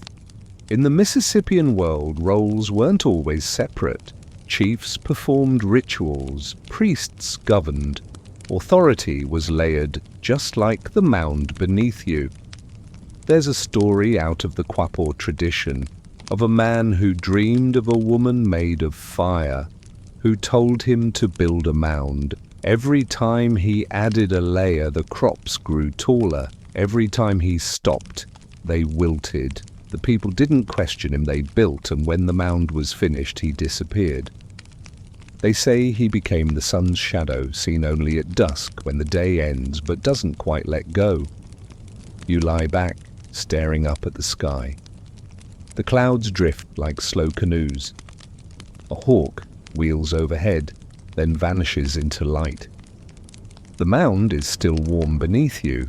People think of these places as tombs, but they were more like stages, or altars, or launch pads. Not for the dead, for the living. From here, ceremonies were led, messages were shouted. Drums were beaten loud enough to shake the trees, fire was kindled. Stories were told that began with "before the river changed its course" and ended with "so we became who we are." One archaeologist once remarked that standing on a mound is like standing on compressed culture. You feel that now, compressed, condensed, yet somehow expanding. Because even as the mound erodes, even as the flowers reclaim its flanks, even as the world forgets its shape, it remembers you. You're here. That's enough. You rise and walk. Once around the summit, your shadow, long now in the slanting light. It feels like a farewell, or maybe a coronation. Not in power, but in witness. Someone has seen the mound again, and that matters. Because when no one looks, the earth closes its eyes. But tonight, they're open. Descending the mound, you feel the shift again, not in the earth beneath your feet, but in the air. It's lighter now, not in mood exactly, but in distance. As if the story has been slowly rising from the soil, and now you're high enough to see more of it at once. The path widens at the base and curves toward the river, shimmering in the dusky light. The trees here are sparse again, and the wind carries voices, not words, just hints. Water over stone, leaves brushing limbs, a sigh too ancient to have a name. And then you see it. A line of post stubs barely protruding from the soil, arranged in a curve, then another curve beyond that, a third to the side, like ribs, like wings, like the echo of something vast. You've found the skeleton of a woodhenge, yes, like Stonehenge, but built of timber. Tall, thick wooden posts arranged in precise patterns aligned with the movements of the sun. A solar observatory, a ceremonial calendar, a time machine made from tree trunks. This was not superstition. This was astronomy. From here the sun would rise between specific posts on the solstice. Shadows would fall across the central point at precise times. Whole gatherings were planned around the lights, choreography, equinox festivals, solstice prayers, rituals, to mark the beginning and end of planting seasons. You step between the ghost posts, careful not to break the illusion. Even in their absence they seem to loom. You can feel them tall, smooth, carved with symbols now lost to time, and termites stand at the center, and you join the priest astronomers who once did the same. They would have worn feathers in their hair paint on their faces, beads at their wrists, and in one hand a carved staff. In the other, a memory not of the past, but of the future. Because here, time didn't run straight. It circled, round like the sun, like the seasons, like the rings of a tree. One Mississippian story fragment recorded long after the cities had faded tells of a man who lived forever because he never stopped walking in circles. He followed the sun until he became it. When he stopped, he turned to stone. Some say the central post of the woodhenge was carved in his shape. It's probably just a tale, but here it feels real. You notice a strange mark in the dirt near the circle's edge, a faint spiral carved into a flat stone. Not ancient, not modern, just here. A tribute, a rediscovery, or maybe the land itself sketching reminders. Historians still debate how many woodhenges existed across the Mississippian world. Some were enormous, 100 feet across with over 40 posts. Others were smaller, local. But all of them shared this strange blend of math and magic. Imagine it, the people gathered before dawn, faces lit by firelight, eyes trained on the eastern sky. The priest stands in silence, waiting for that first sliver of gold to crest between two towering poles. And when it does, the crowd doesn't cheer. They breathe in, out, because the sun came back again. And so will the corn, and the deer, and the river's gifts. You step out of the circle and feel a strange sense of vertigo, not from height, but from time. Like the years have bent into a loop and you've walked back into a day that's still happening. You glance behind you. No posts, but somehow the shadows still fall where they're supposed to. One last thought before you leave: these weren't monuments to power. They were calendars built for everyone. The entire village oriented around them. Lives were timed to their angles. Children grew up watching the sun slip between posts and learned that even the sky has a pattern. Even chaos has choreography. And even if the posts are gone, the dance goes on. The sun is low now, orange and soft, touching everything with a warmth that feels borrowed from some other age. You follow the river's bend, where the water reflects the sky like polished bronze. The path here isn't a trail so much as an instinct. You just know where to go. And ahead, rising like a thought from the earth, is something stranger than all the rest. A mound, but not a temple, not a burial, something different. You've arrived at the edge of a forgotten game court. Yes, a sports field. Because even in cities of clay and copper, people needed play. This most likely was a chunky field, long and flat, often situated near a central plaza. You can still see the faint boundary ridges that mark the court's edges. A rectangular outline, worn but there, like a field waiting for its next game. Chunky wasn't just recreation, it was religion, politics, strategy and spectacle all rolled into one. Imagine bocce lacrosse and existential gambling wrapped into a single moment. Here's how it worked. A player rolled a stone disc, smooth, flat, perfectly round, and others hurled spears to land as close to its final resting spot as possible. simple right, except it wasn't. It was everything. The game had consequences. Wagers were made. Food. Favors. Titles. Sometimes entire households back to single player. Some oral traditions even hint that wars were postponed or started over a chunky match. You walk the length of the court imagining the shouts, the cheers, the high-stakes tension. The players weren't just athletes, they were local heroes, oracles in motion. Some played barefoot, others wore talismans bear claws on cords, bones painted with red clay feathers braided into their hair. And when the disc was released, the crowd held its breath. Time stopped. It still does. You reach what would have been the rolling end of the field. The surface is slightly elevated, perhaps, to give the thrower an advantage. You stand there, arm outstretched, mimicking the motion. You can almost feel the smooth stone leaving your hand. Historians still debate the origins of the game. Did it begin as a hunting ritual, a divination technique, a way to resolve disputes without bloodshed?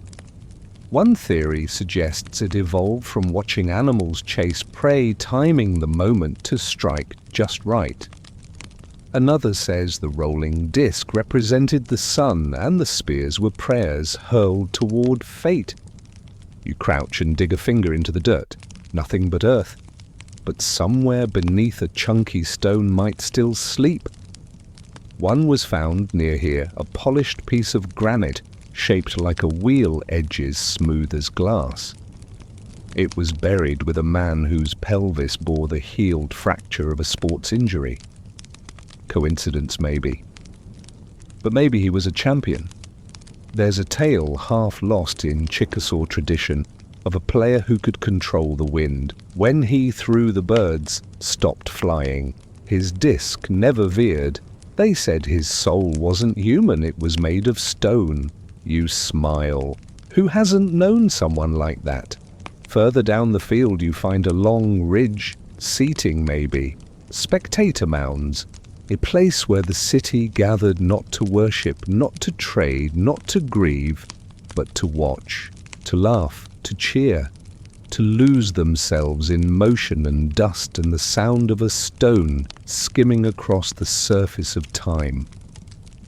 Because if anything proves how advanced a civilization truly is, it's not just what they built, it's how they played. Games leave no grand monuments, no shell cups or copper masks, just impact patterns in soil. A groove here, a patch of flattened ground there, but they leave something else, they leave rhythm, and here you feel it still, the wind through the grass, the beat of your feet, the invisible roll of the chunky stone that's long stopped rolling, or maybe not, maybe it's just still in play, somewhere between this world and the next. You leave the game court with your steps slower now, like each footfall is negotiating with time itself. The world around you grows quieter, not from absence, but from fullness. Everything feels saturated, the air, the trees. Even your breath. You follow the river again. It's broader here, lazier. The kind of bend that once drew entire communities to its banks, good fishing, fertile floodplain, easy canoe access. But it also hides something else, something deeper. You've reached the site of a vanished town. No name survives, no mounds remain. But the soil tells stories if you're willing to listen. At first, it just looks like a wide stretch of open land, overgrown with grass, a few unnatural bumps, the kind a plough might make or a house might leave behind when it collapses under its own forgotten roof. You wander through the field and slowly patterns emerge, slight depressions in grid-like rows, discoloured patches of earth, a ring of stones that once circled a hearth. This was home to someone, or hundreds of someones. Mississippian towns didn't all look like Cahokia. Not every place had towering mounds or astronomically aligned plazas. Many were modest clusters of homes around a communal space garden spilling into the woods, paths worn smooth by generations of barefoot mornings. You imagine the scene: a woman kneels in front of her home, grinding corn on a stone slab. Children chase each other in a game that has no name but endless joy. An elder sharpens a bone tool while humming a tune that hasn't been sung in 500 years. The homes would have been wattle and daub wooden frameworks coated with clay and straw roofs, thatched with river cane.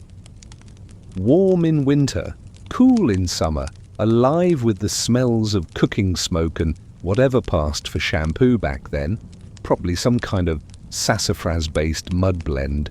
5 stars would not recommend. And then something changed. No fire, no flood, just absence. Historians still argue what happened to towns like this. Was it disease, drought, political shift, or just the slow, natural migration of people toward better land? One day a house is empty, then a second. Then the fire pit goes cold, then the trail grows over, and within a generation the town is gone, not destroyed, just absorbed by forest, by time, by silence. You kneel beside what was likely a garden plot. The soil is darker here, still richer. And beneath the weeds you spot a flake of worked stone, chert, sharp-edged, maybe a failed tool, maybe just dropped and forgotten. But it proves something. This place mattered.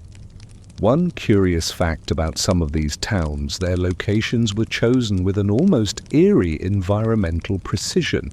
Elevation just above flood risk. Easy access to hardwoods, fish, runs edible wild plants. Some researchers believe they used not just observation, but inherited knowledge, mapping not just the land, but the patterns of the land, and you can feel it here. This wasn't just a place to live, it was a place to belong. You sit on a lump of earth that once formed the edge of a house wall and let the breeze wash over you. Somewhere nearby a frog croaks. A bird dips low, the river glints. There's a story half remembered, poorly translated from the Tunica people, about a woman who never aged because she knew the true name of the place she was born. As long as she whispered it each morning, time passed her by. But when her village vanished and no one remembered its name, she disappeared. That's what this town lost. Not walls, not crops, not even its people. It lost its name, and without a name it becomes something else, an outline, a theory, a footnote. But today you remembered it, even if you didn't know it by name. Even if you only walked its ghost streets and traced the shadows of its rooms, that's enough. Because every town, no matter how lost, deserves at least one visitor who sees it. You rise, brushing off your hands. The sky above has softened into lavender. Crickets stir. Fireflies blink to life like messages from the underworld. You walk on, but the town walks with you. The sun has nearly slipped below the horizon, now its light turning the world a molten shade of memory. You walk along a thin ridge above the floodplain, where the land curves and forgets its own edges. The air is thick with the scent of river mud and blooming night flowers. And then just beyond a stand of sassafras trees, you see it a shallow depression, half hidden with earthen arms curling inward. This was once a ritual pit, not a grave, not a well, something else. You step closer. The earth here feels soft, almost reluctant to bear weight, like it remembers being dug open. The pit is oval-shaped, maybe 12 feet across. In the center, a pile of shattered pottery. Around the edge, fragments of bone, not human, not threatening. Deer, turtle, fish, intentional. This was a place for letting go. In many Mississippian cultures, ritual pits served as liminal spaces holes in the world where offerings were left for those who lived below. A communication tunnel, a spiritual compost heap, a recycling center for pain and hope and transformation. Here, you wouldn't kneel in prayer, you'd bury your burdens. A broken pot, toss it in. A bead that reminded you of loss, in it goes. Ashes from a ceremonial fire, yes.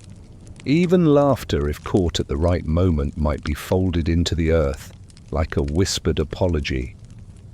You find a scrap of burned shell at the rim, charred black brittle to the touch. Was it part of a necklace? A cup, a charm meant to ensure good hunting? We'll never know. Historians still argue whether these pits were collective or private. Some seem to be public part of a larger plaza layout. Others are hidden, tucked into woods, like this one, accessible only by those who knew the right time, the right path, the right feeling. You sit beside it, not in reverence, but in recognition. We all have places like this, places we return to when we need to unburden, not to ask for answers, just to release. There's a legend old and barely translated about a girl who could not cry until her village built her a hole to pour tears into. She sat there each day for 7 days, saying nothing. On the 8th day, the pit overflowed not with water, but with corn. Enough to feed the entire town. You smile, unsure if it's beautiful or sad, maybe both. You rise and walk the rim of the pit slowly clockwise as if stirring the memory. You whisper a word, not a real one, just a sound that doesn't belong to you but somehow fits. Then you leave it. The trail bends again into thicker trees where the canopy swallows what little sky remains. The darkness wraps gently around your shoulders. You don't fight it. A breeze passes overhead, stirring the branches like a sigh. The leaves rattle, not with fear, but with finality. And up ahead, through the trees, firelight. You follow. It leads you to a clearing where someone long ago built a ceremonial fire ring, just stone now, but arranged in a tight, meaningful circle. A log lies nearby, half rotted its center, scooped out by insects and rain. You sit on it.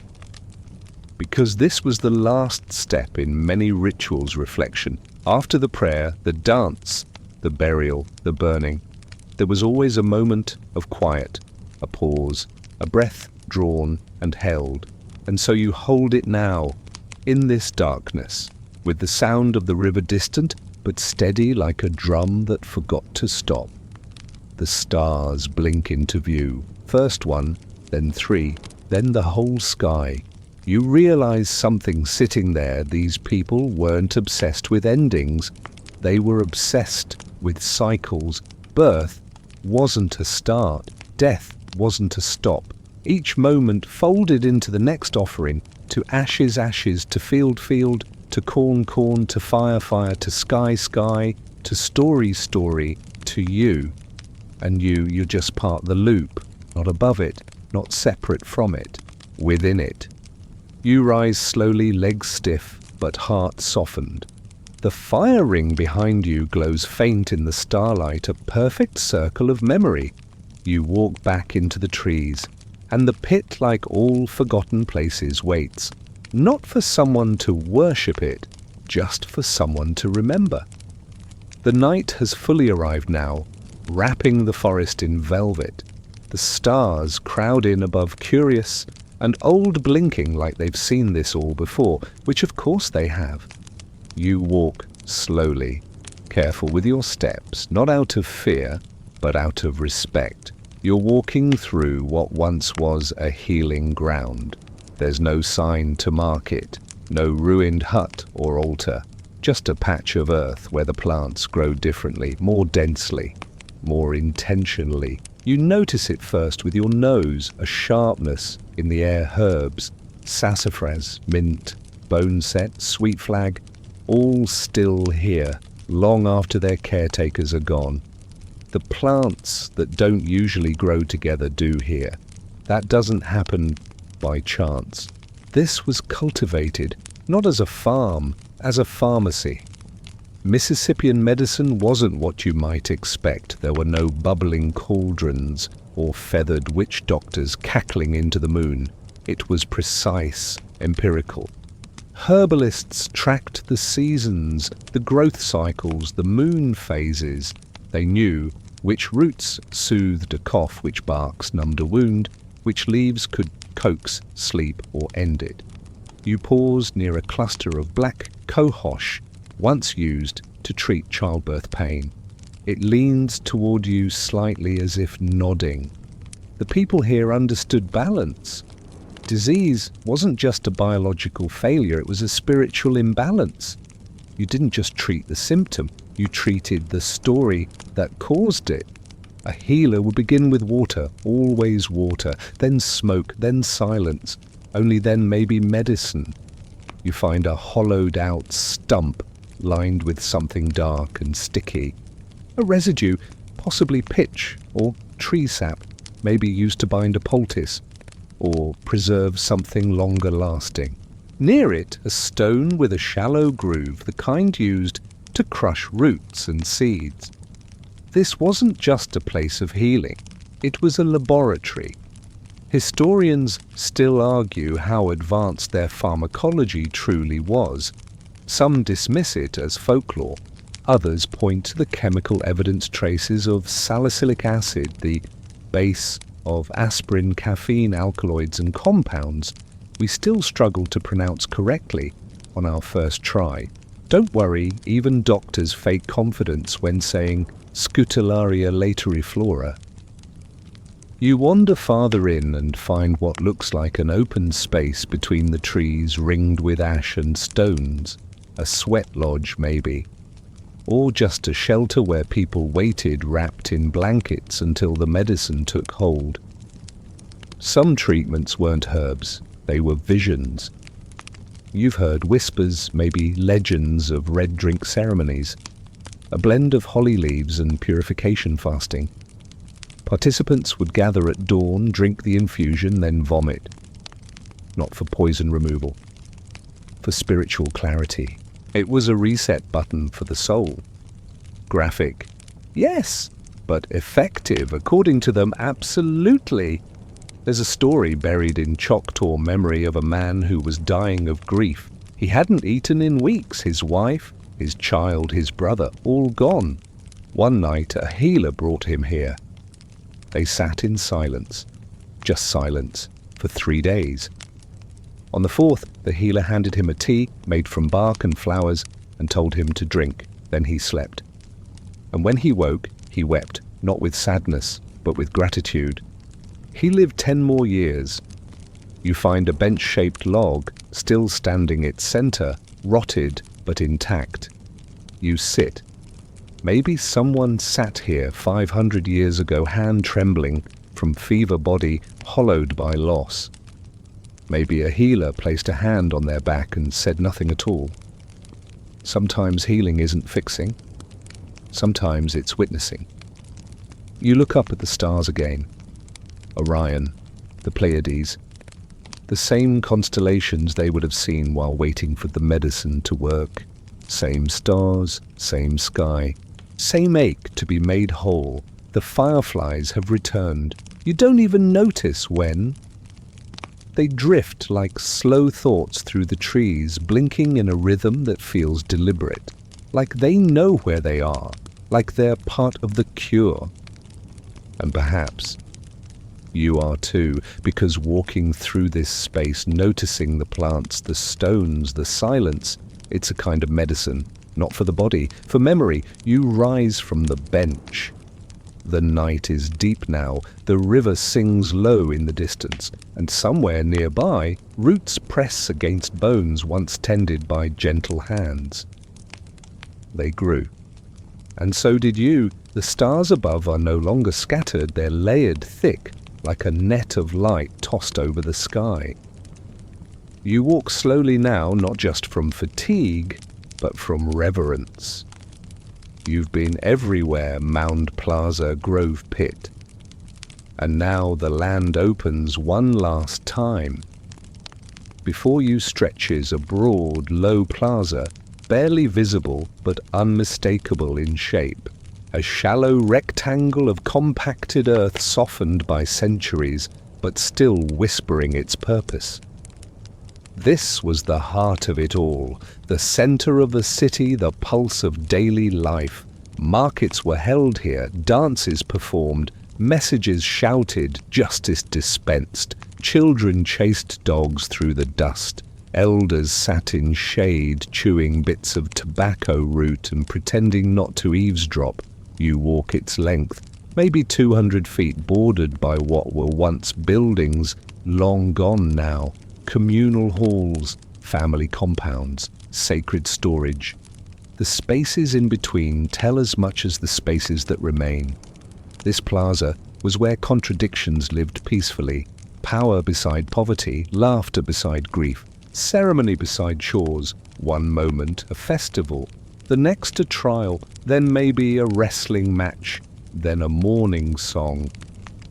And all of it was life folded into dust, packed tight like clay in a child's hand. You kneel at what must have been the north end. There a faint rise, possibly the foundation of a speaking platform, a place where a leader stood and addressed the people. His voice would carry across the plaza, not through volume, but through silence. The people listened. That more than any artifact is what's missing now. The audience, but you're here. So maybe not. There's a story nearly lost now from the Muskogee about a man who returned to his village after a long journey only to find it abandoned. No fire, no footprints, no sound. But in the plaza there was a stone bench. He sat on it. And as the moon rose, he began to hear faint voices, one by one, like echoes returning in reverse. He stayed all night. By dawn the plaza was full again. It never left. He just had to listen long enough. You smile because you understand. You walk toward the center and spin slowly, one full turn. This is the axis, the pivot, the place where the invisible lines of sacred geometry crossed. Mound to temple lodge to house, spirit to soil. It's all here. Even the people, not in ghosts, not in tragedy, but in echo. The Mississippians did not vanish. Their blood flows in modern nations, Choctaw, Chickasaw, Caddo, Natchez Creek. Their traditions breathe in powwows, prayers, songs still sung in syllables that predate Columbus. Their memories stir in the soil, the clay, the rivers. They did not die, they were buried, and like seeds they wait. You sit at the plaza's center one last time.